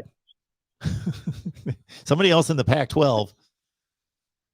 Some irrelevant team. Who else did they? Oh, they lost to San Diego State. Oh, well, yeah. They're ranked at least. Yeah. But again, who's San Diego State beating? Yeah. They beat Fresno State. Fresno State's better than any win Utah has. How? And, if Utah was, again, to your point, let's say they had a better record, then I noticed Arkansas below them. I don't have the rankings in front of me. Somebody else was there. UTSA was ahead of them. Okay, well, that's another deal. But Arkansas, is the committee really looking at Utah's schedule against Arkansas's? Texas, Texas A&M, Mississippi State, Ole Miss, Georgia. Let's have Utah play Georgia. Let's put Georgia on their schedule, and Mississippi State, and LSU and Alabama are coming up. Right. Gosh, and also, Houston needs to be ranked. Yes. Swap UTSA out. Put Houston even at 25. They're 8-1. Their only loss was in week 1 from a come-from-behind victory against Texas Tech. Now, Texas Tech, this world-beater team, no.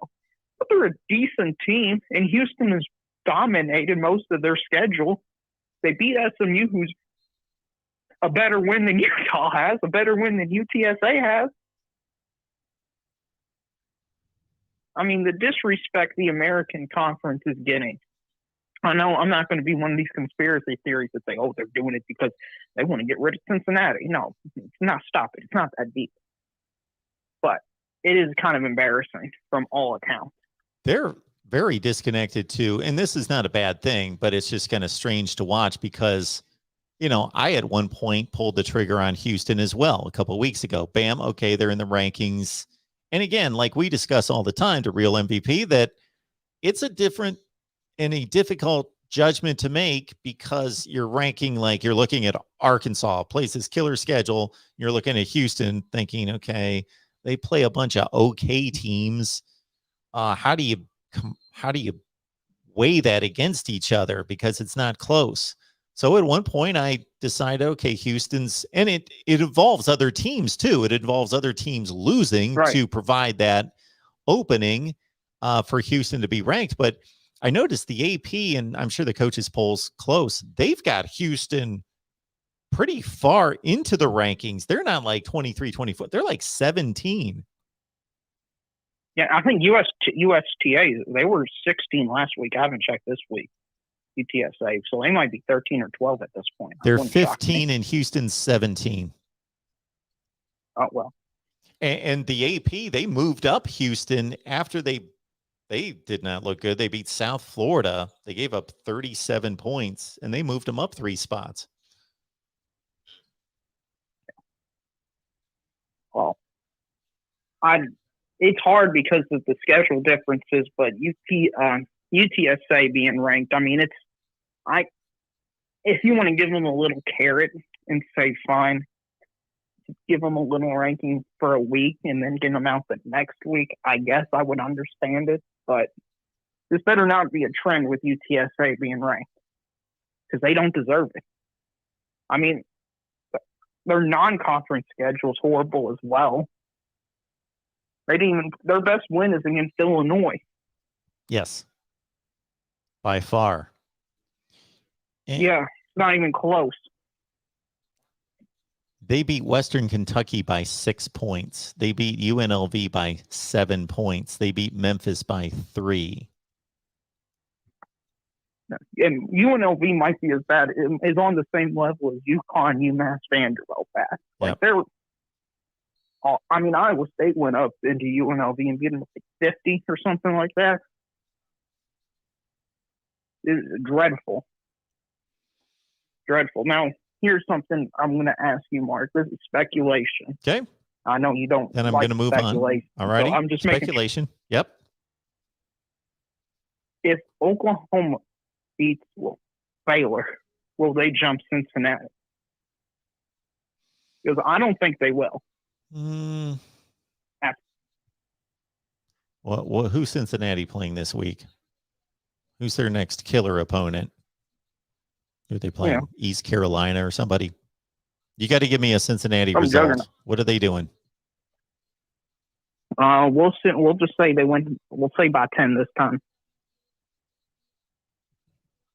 since they keep struggling. Yeah, I don't know, but they will leap Oklahoma over Cincinnati at some point. They keep winning. There's just no way. I've got them way ahead of Cincinnati already because their schedule is so much tougher. I know Cincinnati beat Notre Dame. Cincinnati has one better win than Oklahoma. Oklahoma's got like the next 2 through whatever wins over Cincinnati. It's not even close. And it's just going to become, it's almost like an Ohio State, Oregon comparison. It's going to become a complete joke because Oklahoma's playing Baylor, Iowa State, Oklahoma State, and then a Big 12 championship game. They are playing 4 quality teams in a row, all of which are better than anybody Cincinnati plays except Notre Dame. So that they're going to jump them either this week or next week. That'll be my prediction. Right. And if you're an Oregon fan, and I mean, part of me feels, and they're playing horrible and they're not helping their case at all, but what do you tell Oregon if they go 12-1 or left out of the playoffs? Because they win and they did what the committee has asked them to do and schedule a really good opponent on the road, and they won that game. Absolutely. So does Oregon just say, screw it, we're scheduling an FCS opponent? Maybe. We're scheduling Bowling Green now. Maybe. And all right, man. Do you think that would, sorry if I'm taking too long. I'll see you later, Mark. I appreciate it. Thanks for the call. Just, so I have no idea how many people are on the line. I only see the person on the line and then the 2 people behind them. So a total of 3 calls. So there could be 30 people on the line. So we need to keep moving here at the Voice of College Football. Who's on the line? Hello, can you hear me just fine? I can. What's going on? Hey, Mark. How you doing, man? I'm good. Who am I talking to? All right. My name is Gabriel, and I remember calling you like a couple of weeks ago.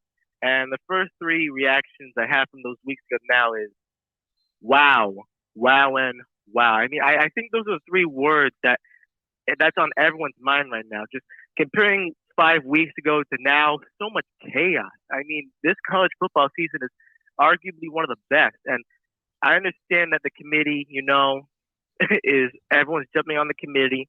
But, I mean, you got to tip your cap to everyone that's been surviving so far this chaotic season. I mean, it's unbelievable at this point. Yeah, it's been fun. And I try to not be too critical of the committee. They do have a difficult job. And for every decision they make to have one team over another team, you can make you can make all sorts of different arguments for the other teams typically. I just don't like when they're inconsistent and when they change when the committee chair tonight can't even explain why Michigan State's behind Michigan, and he finally gives up and just says, we just feel Michigan's better. Well, absolutely. So, So, what I wanted to discuss today is, so many things. I mean, the last time I talked to you, I was basically saying the possibility of Cincinnati, UCF, and Houston and BYU go to the Big 12. Oh, well, that happened. So they're all going to the Big 12, I think, in 2023, 2024. And I think by that time, Oklahoma and Texas will still be in there because they said they're not leaving to the SEC until 2025. But, wow. Right now I have my tablet here with me. I'm looking at the rankings and I'm looking at all the schedules. And it's just crazy what's happening. I mean, you got the Big 10 that could potentially eat itself up with Michigan going against Ohio State and Michigan State. I think going against Ohio State. Yeah, that's the game. And basically, I feel like what the committee is doing right now is basically setting the table. I mean, your last caller was talking about how Utah's ranked. I have no idea how Utah is ranked. I mean, that's just one thing that blows my mind. I would put Houston over Utah, but I believe the committee is doing that so they can set up the excuse for Oregon. Even though Oregon beat Ohio State, that was a nice win from Oregon, but we got to remind ourselves, Oregon lost to Stanford. Yes, I know it was in overtime, and yes, maybe the referees were a little bit off that game. Maybe they did a bad call or two, but mainly Oregon put themselves in that position to where that anything could basically happen. So I believe they put Utah ranked. If Oregon beats Utah, which I think they're going to beat them twice if Utah keeps winning, goes to the Pac-12 championship. If they beat Utah twice, they're setting things up for Oregon to be in the playoffs with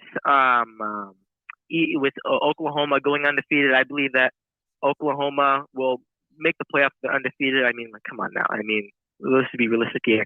I'm looking at Ohio State. If Ohio State wins out, they're clearly in. Like, it's just so many of these teams that are in contention right now. It's just unbelievable. Like, and talking about very quickly about the Michigan State. I was watching ESPN thing when you were reacting to it live on stream, and basically, I think what they said was that they had like a half an hour debate about each team. While I don't, while I completely disagree with them putting Michigan over Michigan State because they claim that head-to-head, is a big balance. I can somewhat understand it from this point, and from the point that Michigan did lose to Purdue, that was unranked, but should have been ranked, honestly, in my opinion, but now is ranked. But that's the only play that I can see that makes somewhat sense. But overall, I mean, it's just like I'm speechless. I'm just speechless right now. I just don't know what to say. Well, I appreciate the call. It's definitely a jumbled up mess, which makes it a lot of fun and a lot of debate about who should be where. But yeah, thanks so much for the call. Appreciate it. Mm-hmm. All right. Think about this. Think about the logic involved here. This committee had Mississippi State number 17 last week. Number 17, not 24, 25, 17. Mississippi State played Arkansas over the weekend. An Arkansas team that the committee now has ranked, that was not ranked.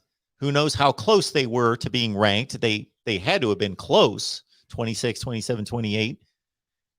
Arkansas beat Mississippi State at home, a game in which Mississippi State missed a 40-yard field goal at the gun. And I didn't see the entire game. I was in and out. But apparently controversial calls, very close game, some iffy calls.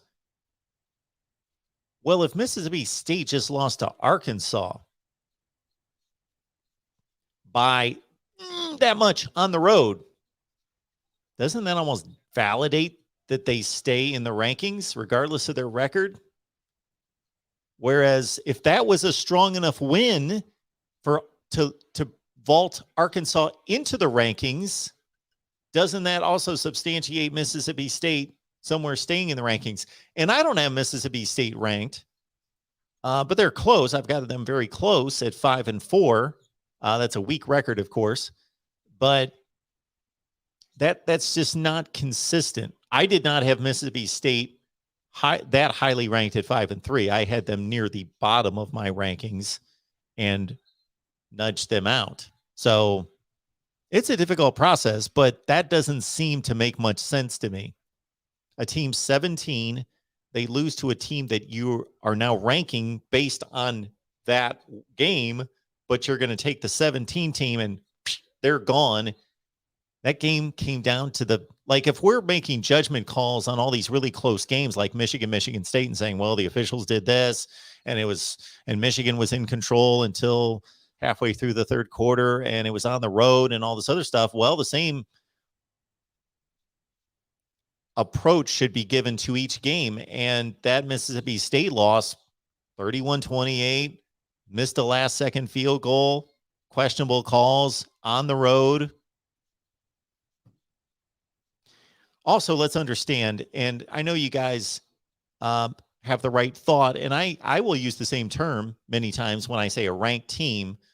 what I mean to say, and I say it most of the time, is a quality win versus a non-quality win. Like I don't believe there's much separation between the, let's say, roughly 20th best team in the country and the 40th best team. I don't think there's a whole lot of difference there. So just because a team's ranked or they're unranked doesn't automatically just take it from being a quality win, a team, a game, a win that we should value and say, well, they beat a ranked team, to suddenly, oh, the team's not ranked, it doesn't matter, and we don't even bring it up.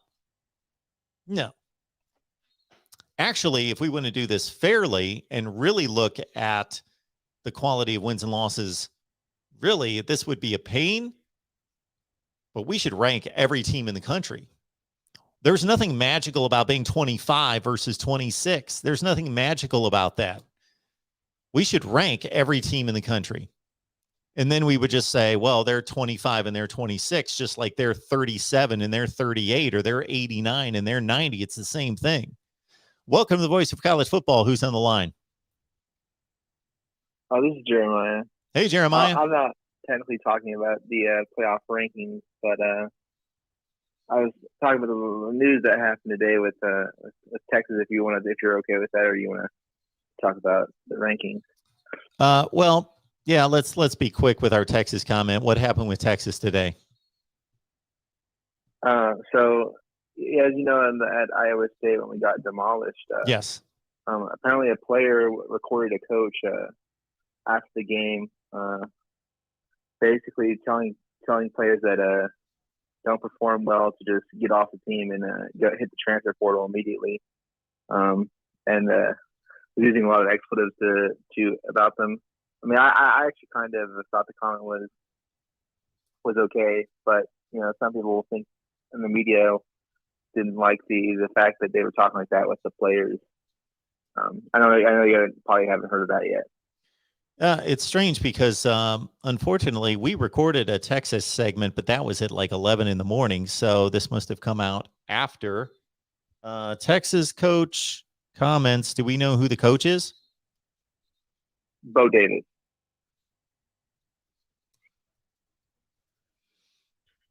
Okay. Oh, Bo Davis. That was on Twitter. Yeah, I can't find it. I can't find it here. There's a lot of links on Twitter, but I don't think you can post it to YouTube yet. Yeah, I can't. No, I think there is a video on YouTube. Yeah. I mean, if you want to watch it. Yeah, I can't. Okay, here we go. Bo Davis. All right. Bo Davis, what the Bo Davis rant says about the current state of Texas football. Well, hopefully the comments are in here. So, choice words following Texas's no-show in Ames. Refreshing to hear someone with some passion for winning other than the old winning is hard BS. So, basically, let's see here.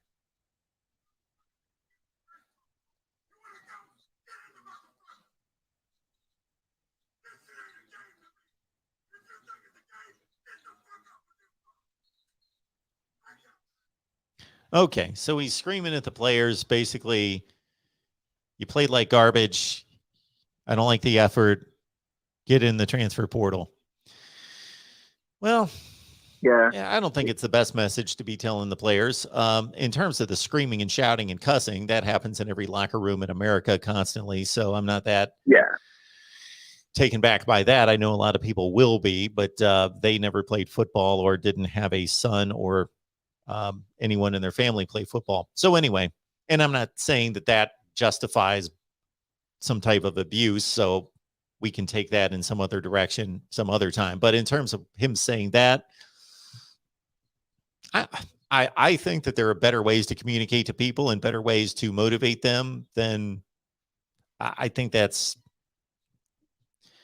in the heat of the moment, he says this about the transfer portal. Maybe he regrets it. Maybe he does not. I don't know. It seems to be, I don't want to call it inappropriate, but not the best coaching in the world. There are better coaches out there that can communicate more effectively to their players than this gentleman, apparently. their offensive line coach, who their offensive line's awful. I do know that. But I think he's a defensive line coach.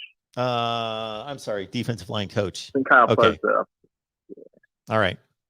Yeah, because he got in the room and the players were like apparently laughing after the game Okay. and you know how the Chet Longhorns in the past 4 games and then blowing in the second half, and he kind of just lost it. Well, I remember hearing a He's speech like, from a football coach one time, and this was my football coach, and this was like in 9th or 10th grade, where he was upset that we were riding home on the bus following a loss, and guys were joking and all that sort of thing. And then so he blew a gasket and started screaming at everybody. And at one point said something about we should be treating every loss like our mother just died. And we all kind of, didn't show this to him. But later we were like, that's ridiculous. We were being the more mature ones than the coach who's telling us we should treat a loss in some kind of junior high or high school game like a loss to, of our a family member, our mom. So that's a stupid thing to say, but yeah. All right. Well, I appreciate the call. Thanks so much. Call back anytime. All right. Thank you for the information. Thank you. All right. Bye. All right. Next up here, the voice of college football. Who's on the line? I would have to listen to the entire rant to give some kind of an opinion on it, but that's my basic opinion, that I'm not that startled or shocked by the language or what he said. So he mentions the transfer portal. I think that's kind of a stupid and ineffective way to coach people and communicate, but he said it. All right. Welcome into the voice of college football. Hey, Mark. How's it going? Good. Who's on the line? This is Exploring with Ben. Oh, the hey, only Ben. What's going on? One. Yes. First in the chat. It's 7:36. Love it. Sometimes you have nothing better to do when you're just packing up your apartment and ready to move up north. Oh, okay. I want to kind of correct you. Washington is not a terrible team defensively. Offensively, yes, they're terrible. True. That there's no doubt there. Yeah. That's why they fired their offensive coordinator. Yep. And I don't know. I think you watched some of the game. You commented on that. There was another comment earlier. Like that was like a monsoon. Yeah. So they couldn't throw the ball at all. Absolutely. Here's my counter to that. It's a rivalry game on the road. My counter to that is that this happens every week. I totally understand. Nobody marches through their schedule, even against the marginal teams, we'll call them. A marginal team, is that fair? They're a top 50 or 60 team in the country. Something in that range. Maybe. Something in that range. I would expect a team like Oregon, a team that's going to be selected to go to the playoff, fill in the blank, Oregon, Ohio State, Oklahoma, any of those teams, if they have got a 12-game schedule and they play 2 or 3 really tough games, and then they've got 2 or 3 really easy ones, and then they've got a 6 or 7 game stretch of Washington type teams that they play. Fill in the blank. Washington, Illinois, Kansas State, those kind of teams.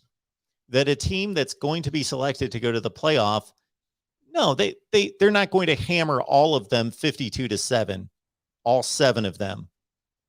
But probably 3 of those games are going to be decisive 5-touchdown wins, and maybe 1 or 2 are going to be solid 21-point wins, 31-10 type wins. And then maybe one time they get pushed, or twice at the most they get pushed. Oregon's getting pushed every week by lousy teams or marginal teams. Arizona, Fresno State, Cal, Washington. Who am I missing? On and on. UCLA's not even that good at this point. They're proving not to be that good. We got all excited about UCLA when they beat LSU to start the season, but UCLA's not even that good. They're 5-4 in the Pac-12, and Oregon barely beat them. And if Dorian Thompson-Robinson doesn't get hurt the last drive of that game, he had just completed 2 fourth-down passes to keep that drive going. I don't know if Oregon wins that game. Yep, those are all very fair points, and trust me, I'm in the consensus that Oregon plays to their opponent's level, which is not an excuse. It's an unfortunate reality. But that's a bad reality. That would be like me saying I think Illinois should be in the playoff because they lose games and they figure out how to lose the games. They shouldn't play down to their opponents. Maybe once or twice a season they should do it, but the rest they shouldn't be doing it every week. I agree completely, but I do agree with your. I think it was your last caller who said, oh, Utah ranked, which is a little surprising to me. I knew Purdue would get in. I didn't see Utah getting in.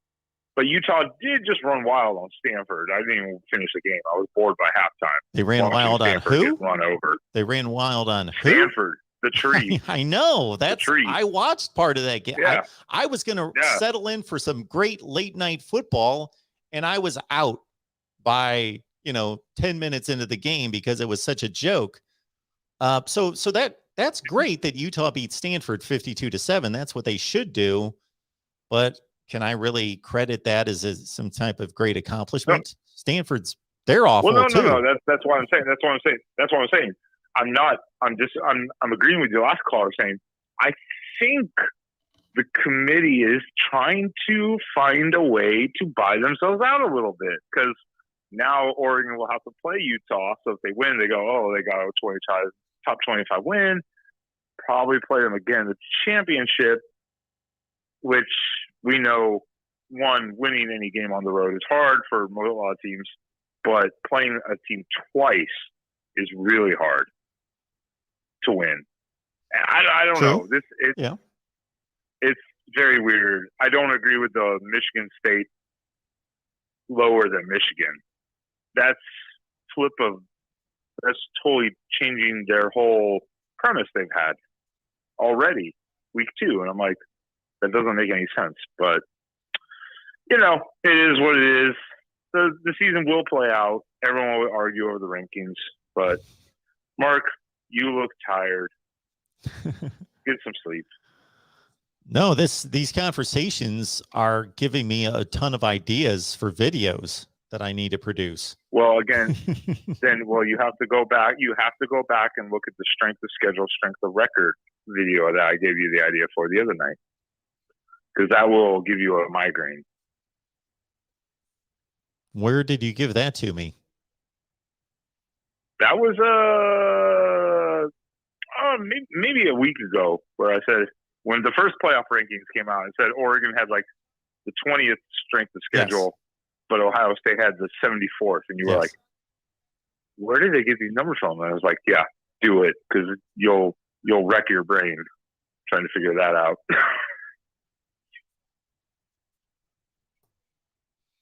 Yeah, I will wreck my brain.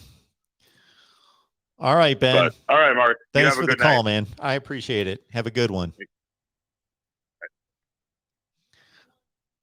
I may legitimately look tired, but I think when he made that comment there, I was just exasperated looking at Utah's schedule and the results.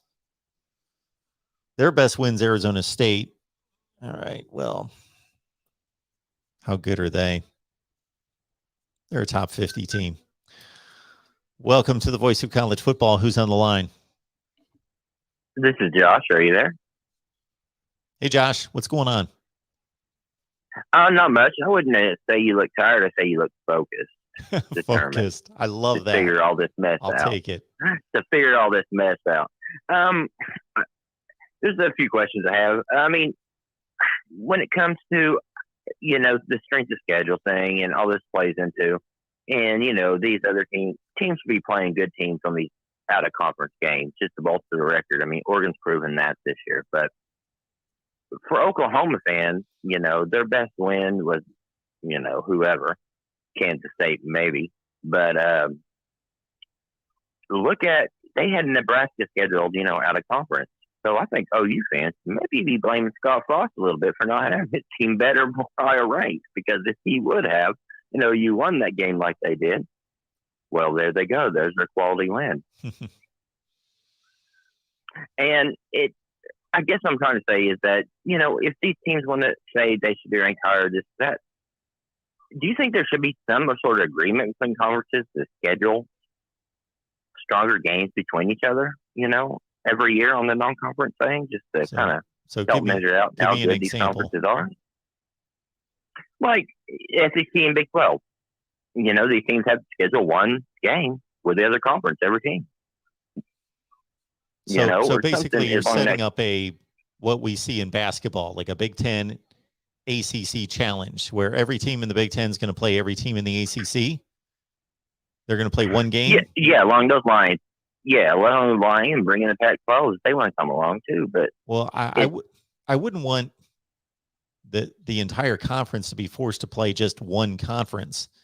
I understand what you're saying, but every team's doing that anyway. They're scheduling at least one Power 5 team from another conference. Everybody does that anyway. So just because they're going to play a specific conference. And it's hard to tell how good that other team's going to be. Is it on the administration? I mean, if these teams schedule a team, they think, they're going to bolster our record if we win this game. That's my question is, like, are they really scheduling good games, or just people they think they're going to win against, or what's going to give them the best, attention? Both. Or are we getting real good competition in here? Depends on the team. Okay. North Carolina State, they schedule teams in non-conference that are going to get them to a bowl game, where they can continue to go 3-5 or 4-4 in the ACC and beat Old Dominion and William and Mary and East Carolina in non-conference and get to a bowl game. That's their approach, because they have no shot at getting into any kind of playoff. If you're Ohio State, you schedule Oregon and Oklahoma and teams like that, because you figure we can beat them, or even if we lose, we need to schedule games like that. Let me mention one thing. To clarify your idea, are you meaning that, let's say the Big Ten and the ACC say our teams are playing this year? Do you base it on the last season schedule and standings? And so the ACC champ plays the Big Ten champ, and the number 2 team in the ACC plays the number 2 team in the Big Ten, and on down the line. Is that what you're looking for? No, I'm more. No, not exactly. No, I don't think that'd be. That'd put the best games together, obviously, but I don't know if that's necessarily fair. I'd say stick everybody's name in a little, box and just pull it out. I'm saying random. Yeah, I'm not saying there's no appointed. Yeah, just you kind of just randomly do it. But they're already. I'm not understanding the advantage to that, because every team in the Power 5 is already scheduling a Power 5 team. And I know somebody's going to jump on me. Not everyone. There's a Baylor out there, in a few teams here and there that dodge playing a Power 5. Yes, but 98% of them. But are they scheduling games? Based on games they think they can win, or games that are just good for TV? Or I'm sorry, who's Alabama's big one out this year? Alabama played Miami. Concerned me with them. Alabama played Miami. Yes. LSU played UCLA. Auburn played Penn State. Oregon played Ohio State. We can mention all sorts of games, and they're good games and they're not so good games. It would be the same thing based on what you're saying. I don't know where the outcome's any different. Comment is that. Yeah, that goes back to the real comment, was that when they schedule these games, they don't know how good that team's going to be. So, and then when you get to this season, like you are right now, and like I say, Oklahoma maybe thought Nebraska was going to be good back then. Maybe Alabama thought Miami was going to be good when they scheduled these games 3 years ago. And then when they get to them, the other team's down, and it hurts their ranking. And that's where I'm confused at, is like, these teams are scheduling out of conference games. They're trying to do what they can, but they can't predict what their opponent's going to be like. And it goes back to the Nebraska comment. Nebraska is a very good team this year on every side of the ball except for offense and special teams. They have a little few issues there, and anybody can admit that. But it's kind of just a crapshoot. I get it. My proposal is that the school should not be scheduling games anyway. So this has been my proposal for years, is that we should have a system to schedule the games, not teams running around trying to figure out who they're going to partner up with in 2038 to play, because that's when these games are scheduled 10, 15 years in advance. Yeah. No, a scheduling system. You just answered And my I built the question, sir. system. I'm not going to go through. I'm not going to go.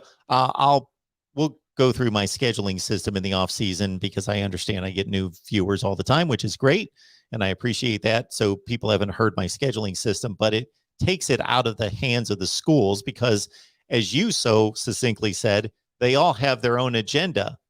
Well, take it out of their hands. They should not be scheduling their own games. We need a system, which I've built one that I think is fairly effective, to implement a fair and equitable schedule for everybody. I completely agree. You just really answered my question, and that I'm glad that you have been thinking about a system, because that's the way it needs to be handled. You're correctly right. I 100% agree. I mean, you answered exactly what I was looking for. Why can the NBA, Major League Baseball, the NFL all schedule games in the off season, and they have far more complicated schedules, especially Major League Baseball? Why can they get that done, and college football needs to be scheduling games 10 years in advance? No, it all should be done in the off season, after the season's over, then put the schedule together and release the schedule.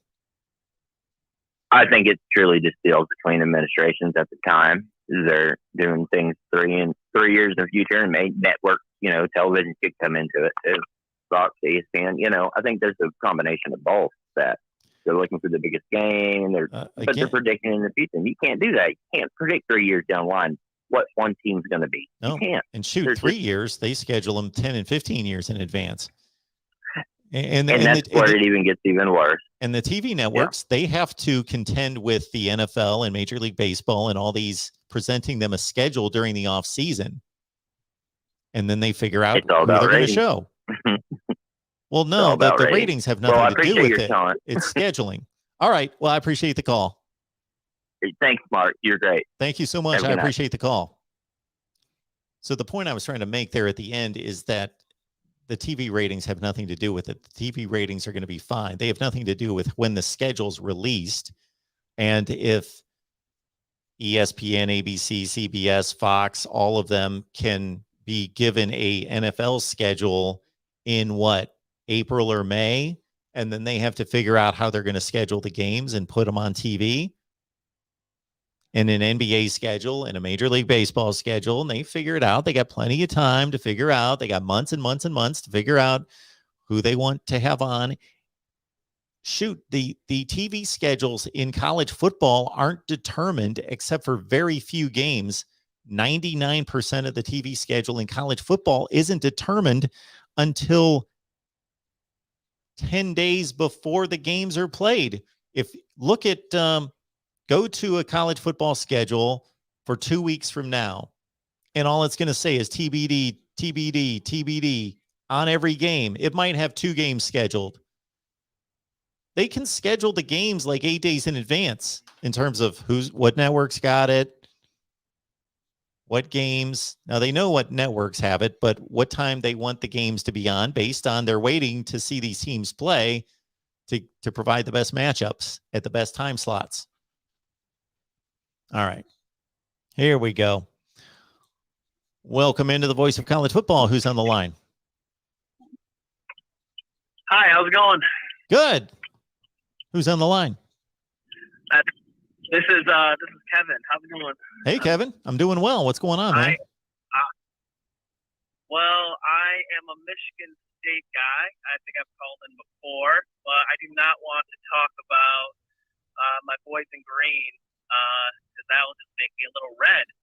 I would actually like to talk about, I don't understand why Penn State isn't ranked, actually.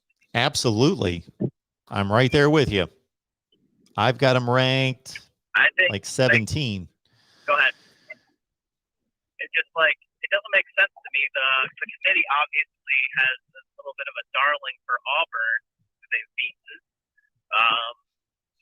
Who else do they have a win over? Like Wisconsin, who is also ranked. And Sean Clifford not being injured during the Iowa game, that probably game would tip in obviously the committee has a little bit of a soft spot for looking past injuries and maybe coaches being out with maybe teams like Oregon, but not a lot of love for Penn State. I just don't understand it.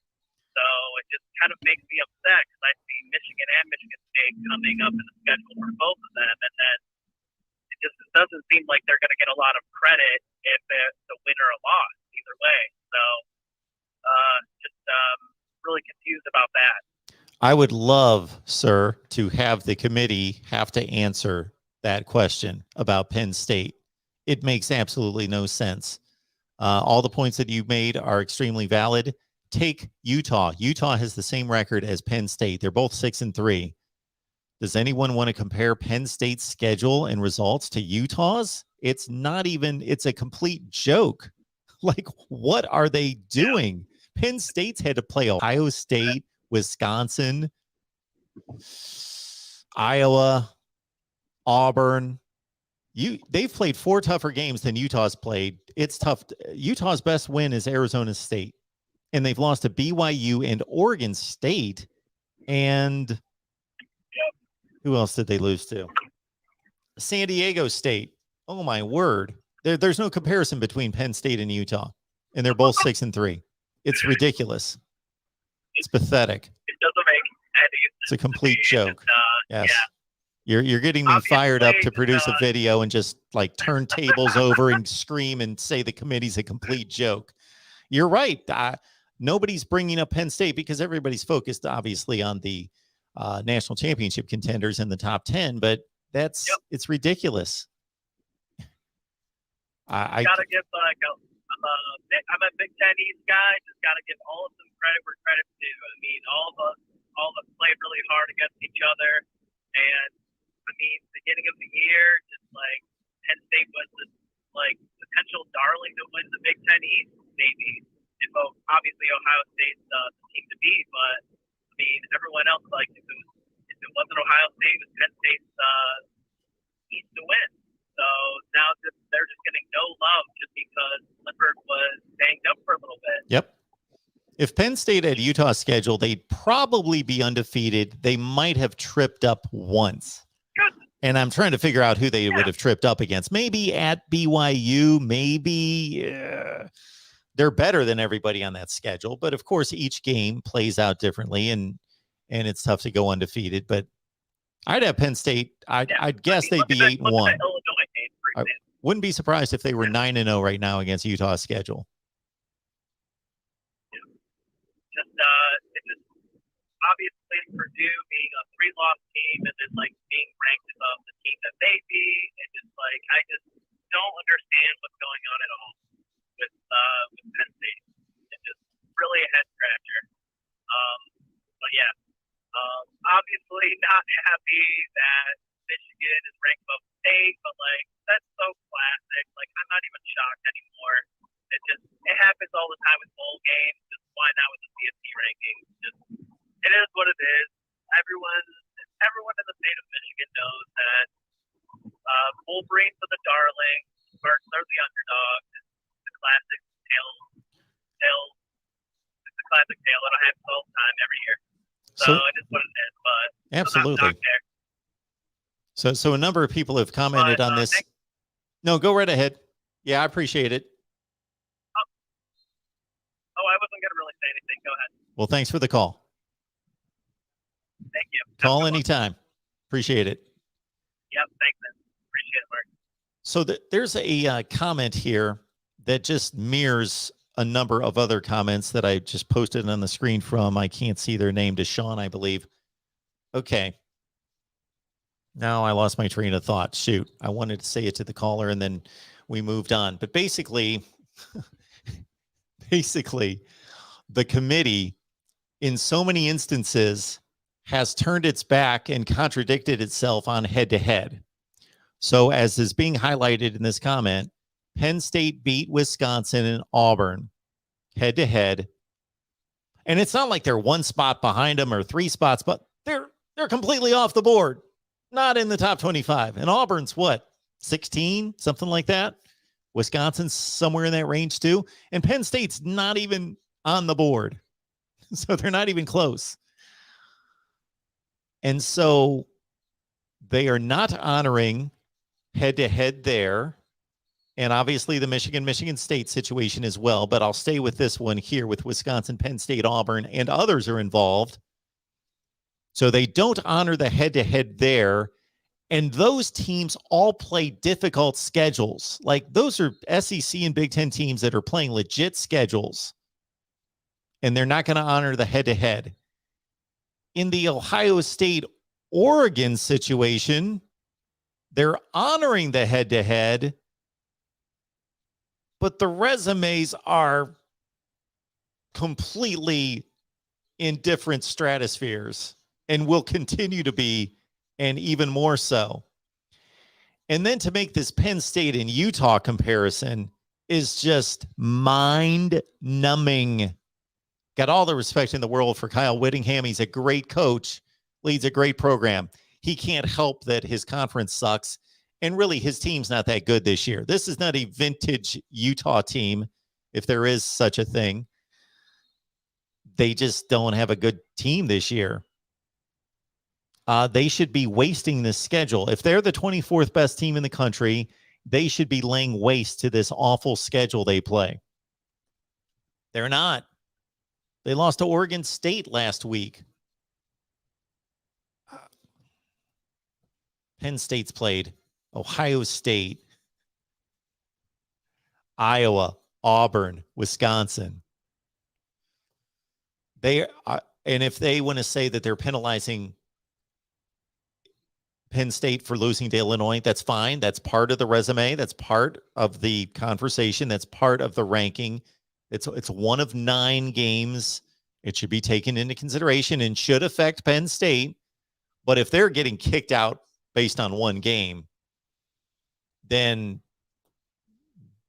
these people don't know what they're doing. Yeah, there it is. Probably losing to the Illini. Yeah. So basically, we're building playoff resumes and we are discounting other teams and kicking them out of the rankings based on one game. Now, one game could decide it between two teams, obviously, if they're razor close, but they're defining seasons. Cincinnati on the Notre Dame game. They're defining Penn State season, apparently. I'm going to blast tweet every... Can somebody give me like a lineup of everyone on the committee? I could probably find that. And I'm going to blast tweet all of them and say, you need to be on the Voice of College Football answering questions, which they won't respond. They're tied to ESPN, and I don't know if they answer any other questions with anybody else. And obviously, they only have one. This would be a major issue. If you could speak to every committee member, then we would truly uncover all sorts of contradictions. And that's okay because each individual votes for themselves and has their own opinion. So that's fine. So we would hear things out of their individual mouths that would contradict their composite rankings. And again, that's fine. When 13 people get in a room to make decisions, they have to leave with a consensus and have to leave with a decision. And that doesn't mean everybody agrees with that. Shoot, I lived that life for 19 years at ESPN, getting in a room every week with other managers and hearing all sorts of great ideas, awesome thinking, amazing proposals, and then hearing idiotic comments and idiotic proposals and moronic statements. So you get all of it, and then you figure it out, and you leave the room, and you have a consensus, even if it wasn't truly a consensus, and you present that to the world. So obviously, 12 of the 13 committee members would never say anything to anyone because they agree that they have the chair who comes out with his talking points and then presents it because they don't want to show this contradiction. But I only heard one thing out of the guy's mouth, and that was the response to the Michigan State situation.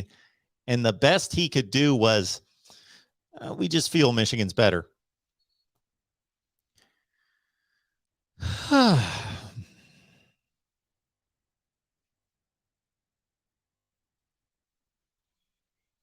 McD, come on, you're better than that. If you watch Penn State play, they didn't look like a top 25 team against Maryland.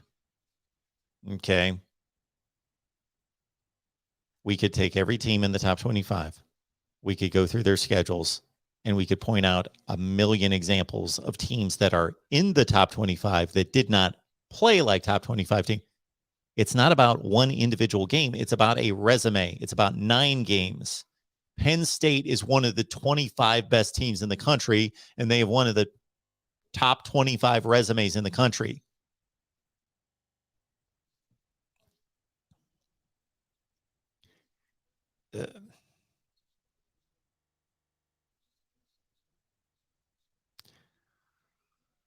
Okay. Tons of great comments from all of you. A lot of astute statements made and questions and a lot of great stuff there. And we still have a healthy crowd here, but nobody's calling. That's it. I wonder if my phone line dropped again. Nope, we're healthy. We are still running. And let me get to what you guys have to say here. Oh, got a super chat. Appreciate that from David. Thank you for your super chat contribution, David. Appreciate that so much. Go Buckeyes. Thanks, Mark, for your show. It's better than the SEC bias at the 4-letter network. I'll just leave that stand right there.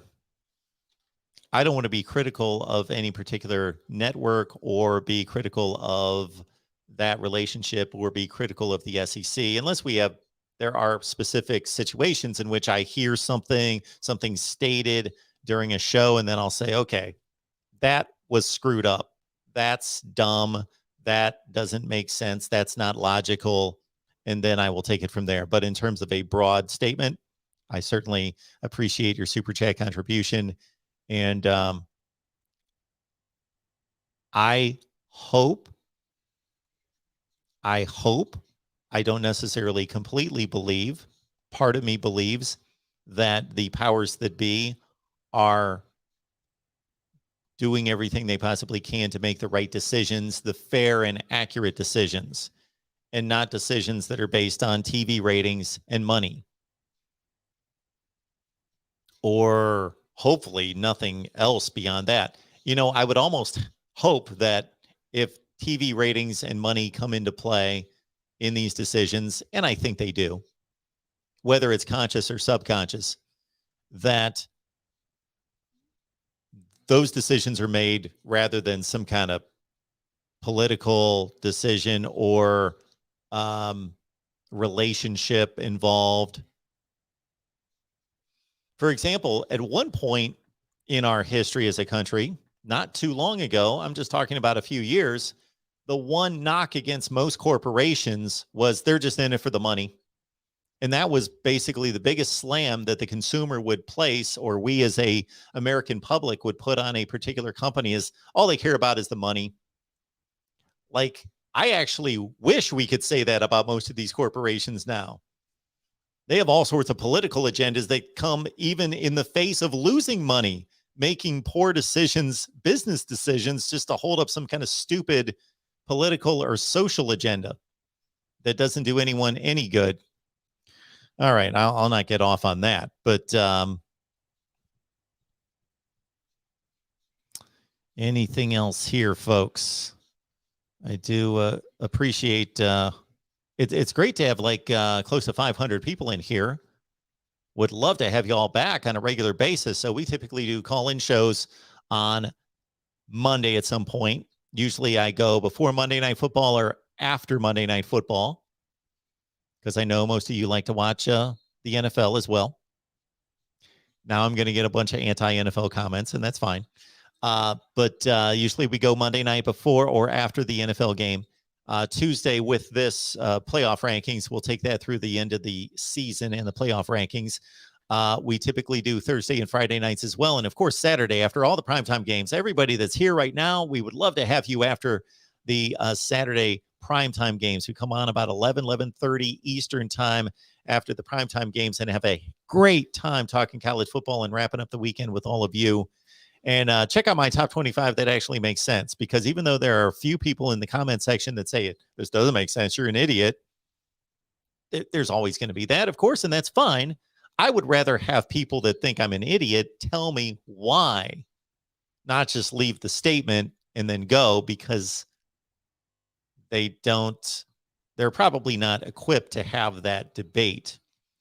So man, I've got so many ideas now from talking to all of you. You guys have done an amazing job of bringing up all sorts of topics and arguments, many of which I already had in my brain, but others that I did not have in my brain concerning this situation and other connected situations in college football.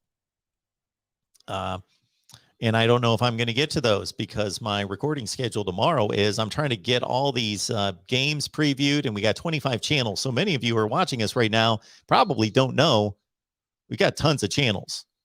We've got Ohio State, Michigan, Penn State, Nebraska, Iowa, Wisconsin, Oklahoma, Texas, Notre Dame, Oregon, USC, the SEC, Texas A&M, Alabama, LSU, Auburn, Tennessee, Georgia, Florida, Virginia Tech, Florida State, Clemson, and Miami. So I'm recording all day trying to supply content for all those channels. My vision, the way I want to run this, is I want this main channel to be focused on national topics.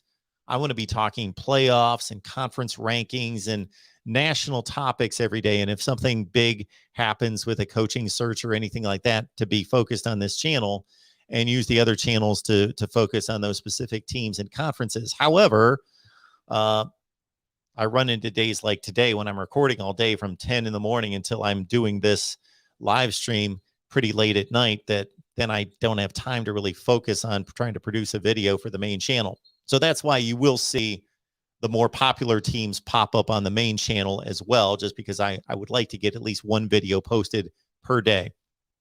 Join us on Patreon, folks. It's $5 a month. So this is what you get for $5 a month. You get my picks, 13-8 against the spread last weekend. I pick all the top 25 games. And I am 120-77. That's significantly higher than 60% against the spread. So I'm not an expert. I'm not a bookie or odds maker, but I just watch a lot of college football, and I kind of do fairly well picking games, and always have. Just that's the way it is. Am I the best you'll ever find? No. Am I really good at it? Yeah, I actually am, and have been for like 40 years. And the really, really good guys that like do it 60 hours a week and crunch numbers nonstop all the time, those sites, they're going to cost you like $1,000 a season. So do the math. Anybody who loves to wager, do this for me. Take 77 losses times 100. Like if you put $100 on each game, take 77 times 100. That's 7,700 that you would lose. But then take the 120, multiply that by 91, because that's how many dollars you win outright net with a winning bet. $100 bet, $91 on a $100 bet, 91 cents per dollar. 120 times 91. What's that? That's like, it's like, shoot, I can't do the math. It's like, it's almost $1,100. So take the 1,100 in winnings, or actually 11,000 versus the 7,700, and you get your net winnings. It's about $3,500 with my picks. All right. Or if you went $10 per game, then you'd make about $350. $5 a month. You get my picks, and you get the picks from 20 media members. So not just my picks, 20 media members, including Steve Dace, who's really good at picking the games as well, and others. And also we get Steve Merrill's under the radar pick of the week. And we know not everyone's into wagering, so we will address that during the off season, but that's what we've got right this second. And actually, we have a benefit to all our Patreon members that they can request one live stream per week. Per request, I will deliver it, one per week, on whatever topic you want. So join us on Patreon. Just go to Patreon, search Mark Rogers TV, or go to any of the videos and just grab the link. And also, folks, man, while I got 400 of you here, when you shop Amazon, please use the link that we provide. It's the same exact shopping experience. So I know that Christmas is coming. I know that most of you are on Amazon. Just the statistics tell us that's all there is to it. Out of the 400 people I'm talking to right this second, 200 of you will be on Amazon sometime in the next week or two. That's actually statistically proven. It's crazy. I wish I had that kind of monopoly. But credit to them. They know how to run a business. Grab the link that we provide in the description section, and it's the same shopping experience. Doesn't cost you a penny, but I'll get a few pennies from your purchase. But it's not going to cost you any pennies. Amazon gives those to the voice of college football, so we can continue doing what we love to do and what hopefully you guys love. I say this all the time. Best discussion, debate, and analysis, not because of me, but because of you and me working together. Best discussion, debate, and analysis. And is that true every day? No, but we're working on it. We're going to get better. We're going to improve. I've got so many things on the front burner and the back burner to implement here at the Voice of College Football. Tons of things. And we could use a sponsor or 2 or 5 or more. But let's start with one sponsor, one legit sponsor here at the Voice of College Football. So I can get all sorts of sponsors that will give me stuff to push, but they don't pay. So I can get all sorts of sponsors with all sorts of folks. I get sponsorship offers almost every day, but they're basically like, we'll send you $100 worth of our stuff and you talk about it. Well, I don't want $100 worth of your stuff. I want you to pay me. So that's the problem with the sponsorships. I want legit sponsors here at the Voice of College Football. So if you've got any connections with potential sponsors, please hit me up at MarkRogersTV@gmail.com. All right. Anything else from you folks? Appreciate everyone being here. We're back at it Wednesday, 1:30 Eastern, Ohio State Buckeyes live. 5 o'clock Eastern, Michigan live. 6 o'clock. 6 to 8. Folks, we've got a 2-hour special coming up tomorrow night. So on the Florida State and Miami channels, they're, of course, playing this week. Miami, Florida State, one of the great rivalries in college football. So we are going to simulcast and go for a full 2 hours. And the word again would be simulcast on 2 channels for 2 hours on the Florida State and Miami channels from 6 to 8 Eastern. And we're bringing the Florida State boys and some of the Miami folks together. Should be a whole lot of fun. Join us at the Voice of College Football, 6 to 8 Wednesday night. And I think that's enough live streams for one day. Ohio State, Michigan, Florida State, and Miami tomorrow. And I believe I've got a super chat. Thank you so much for that. We appreciate it. Love to honor these. Jim Wilhelm, OK State want Georgia. Hashtag OK State wants hashtag UGA. Wouldn't it be just great to be able to set up these matchups?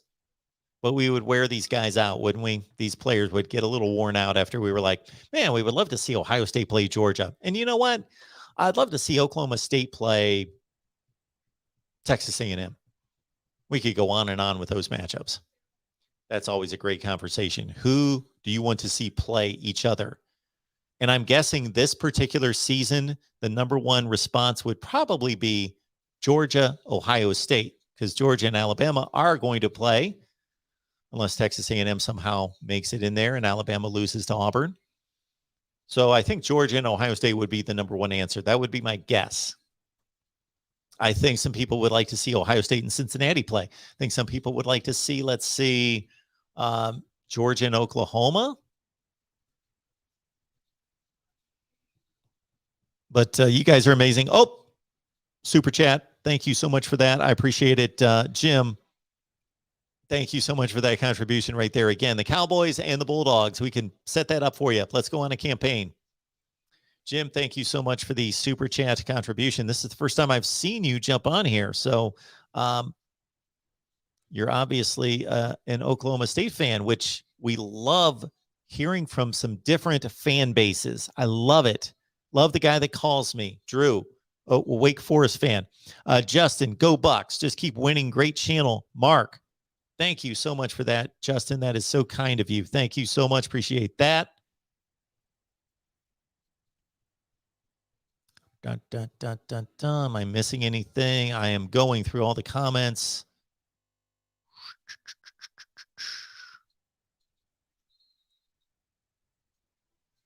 And I think we have, whoa, man, guys are going at it. I am scrolling like feverishly, and I don't know what time it is, but I'm up to 11 o'clock in the chat, and I am scrolling like a madman. You guys had a lot to say. Hopefully you were talking to each other. So here's the deal. If you guys see me on a regular basis, I try to get to as many comments and questions in the live chat as possible, which is usually almost it's impossible to get to, but especially on a night like tonight with so many people on. So obviously I have to honor the super chats first and foremost. Ben says, since Harbaugh at Michigan. Oh, this is Ben. Okay. This is the deal.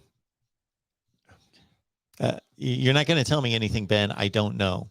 I hate to tell you when I know something, I know something. I get it.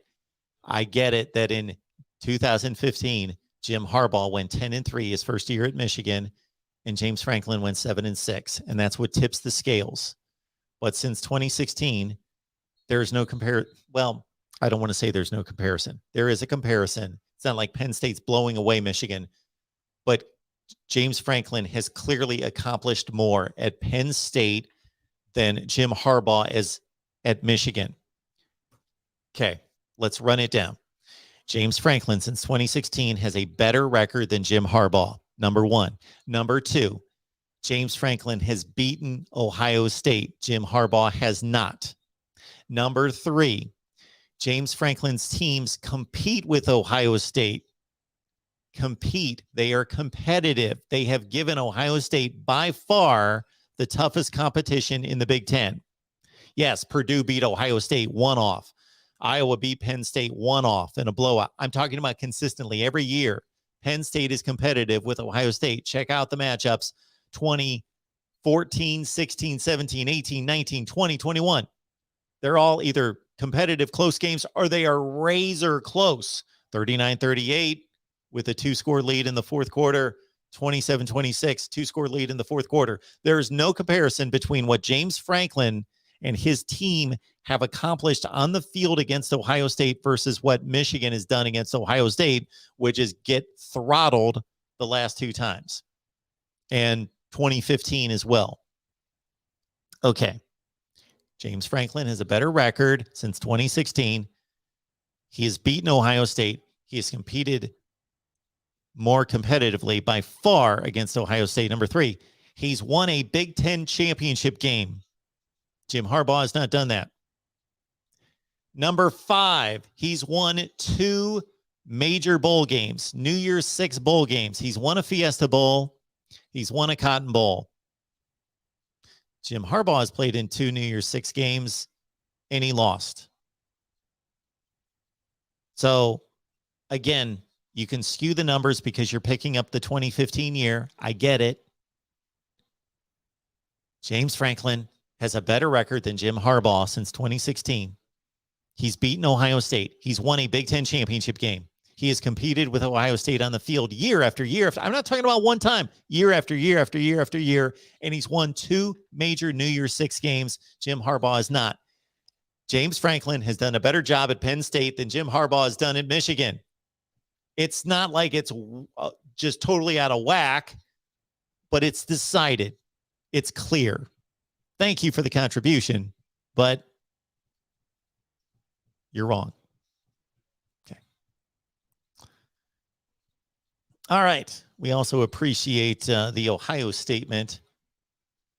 Harbaugh plus Franklin equals 1-13 against Ohio State. And the one win belongs to Franklin. And again, 27-26, 39-38, 33-25 this year, 33-24 this year, on and on and on. It's not like comparing Nick Saban's record and Jeremy Pruitt's record. No, it's not that, but it is in James Franklin's favor, clearly. It's close. It's reasonably close. Penn State and Michigan have roughly been, but Penn State goes out there every year and plays Ohio State tough. Michigan does not. Penn State's won a Big Ten championship.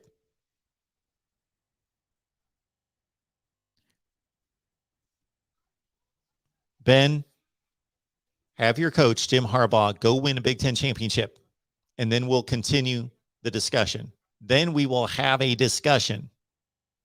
Go win a Big Ten championship. Do that this year. Go do it. Win the rest of your games. Beat Ohio State head-to-head. Hope Michigan State loses to the Buckeyes. Go win the Big Ten championship. You can do it. We think Michigan State will probably lose to Ohio State, and then you can beat the Buckeyes, and you can go win the Big Ten championship, and then we can go have a discussion. That is a legit, okay, you got a Big Ten championship. I got a Big Ten championship. My side of the argument. Let's go from there. Win a Big Ten championship. How about that? And then we can continue the discussion. All right. It's great to have everyone here.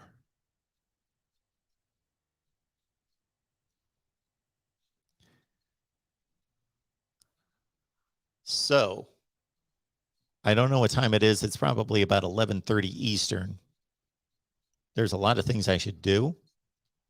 But man, I got these video ideas. But man, I'm tapped for the day.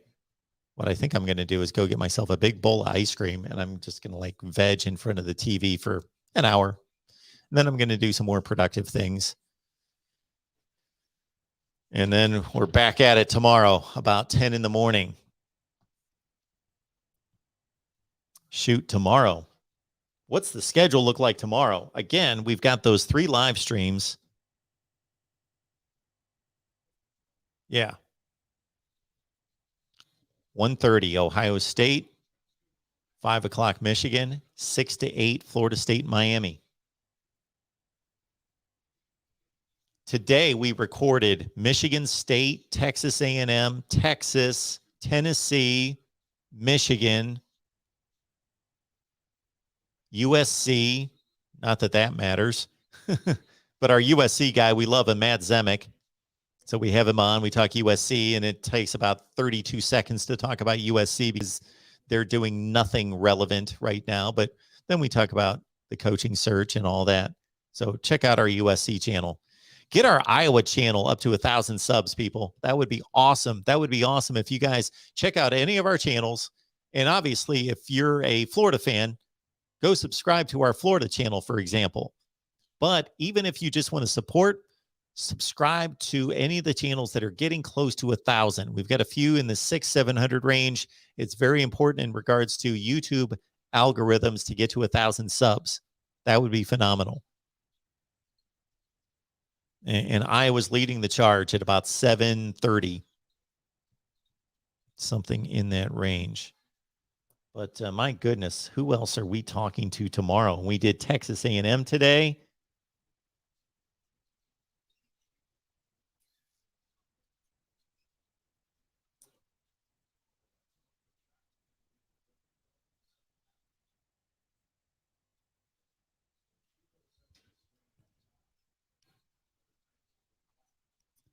On Wednesday.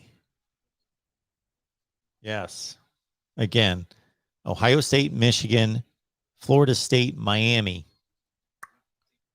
We will see you soon, everyone. Thank you so much for being here. It was a whole lot of fun tonight talking college football with all of you. That's what I love to do. Be back here tomorrow for Ohio State, Michigan, Florida State, Miami talk.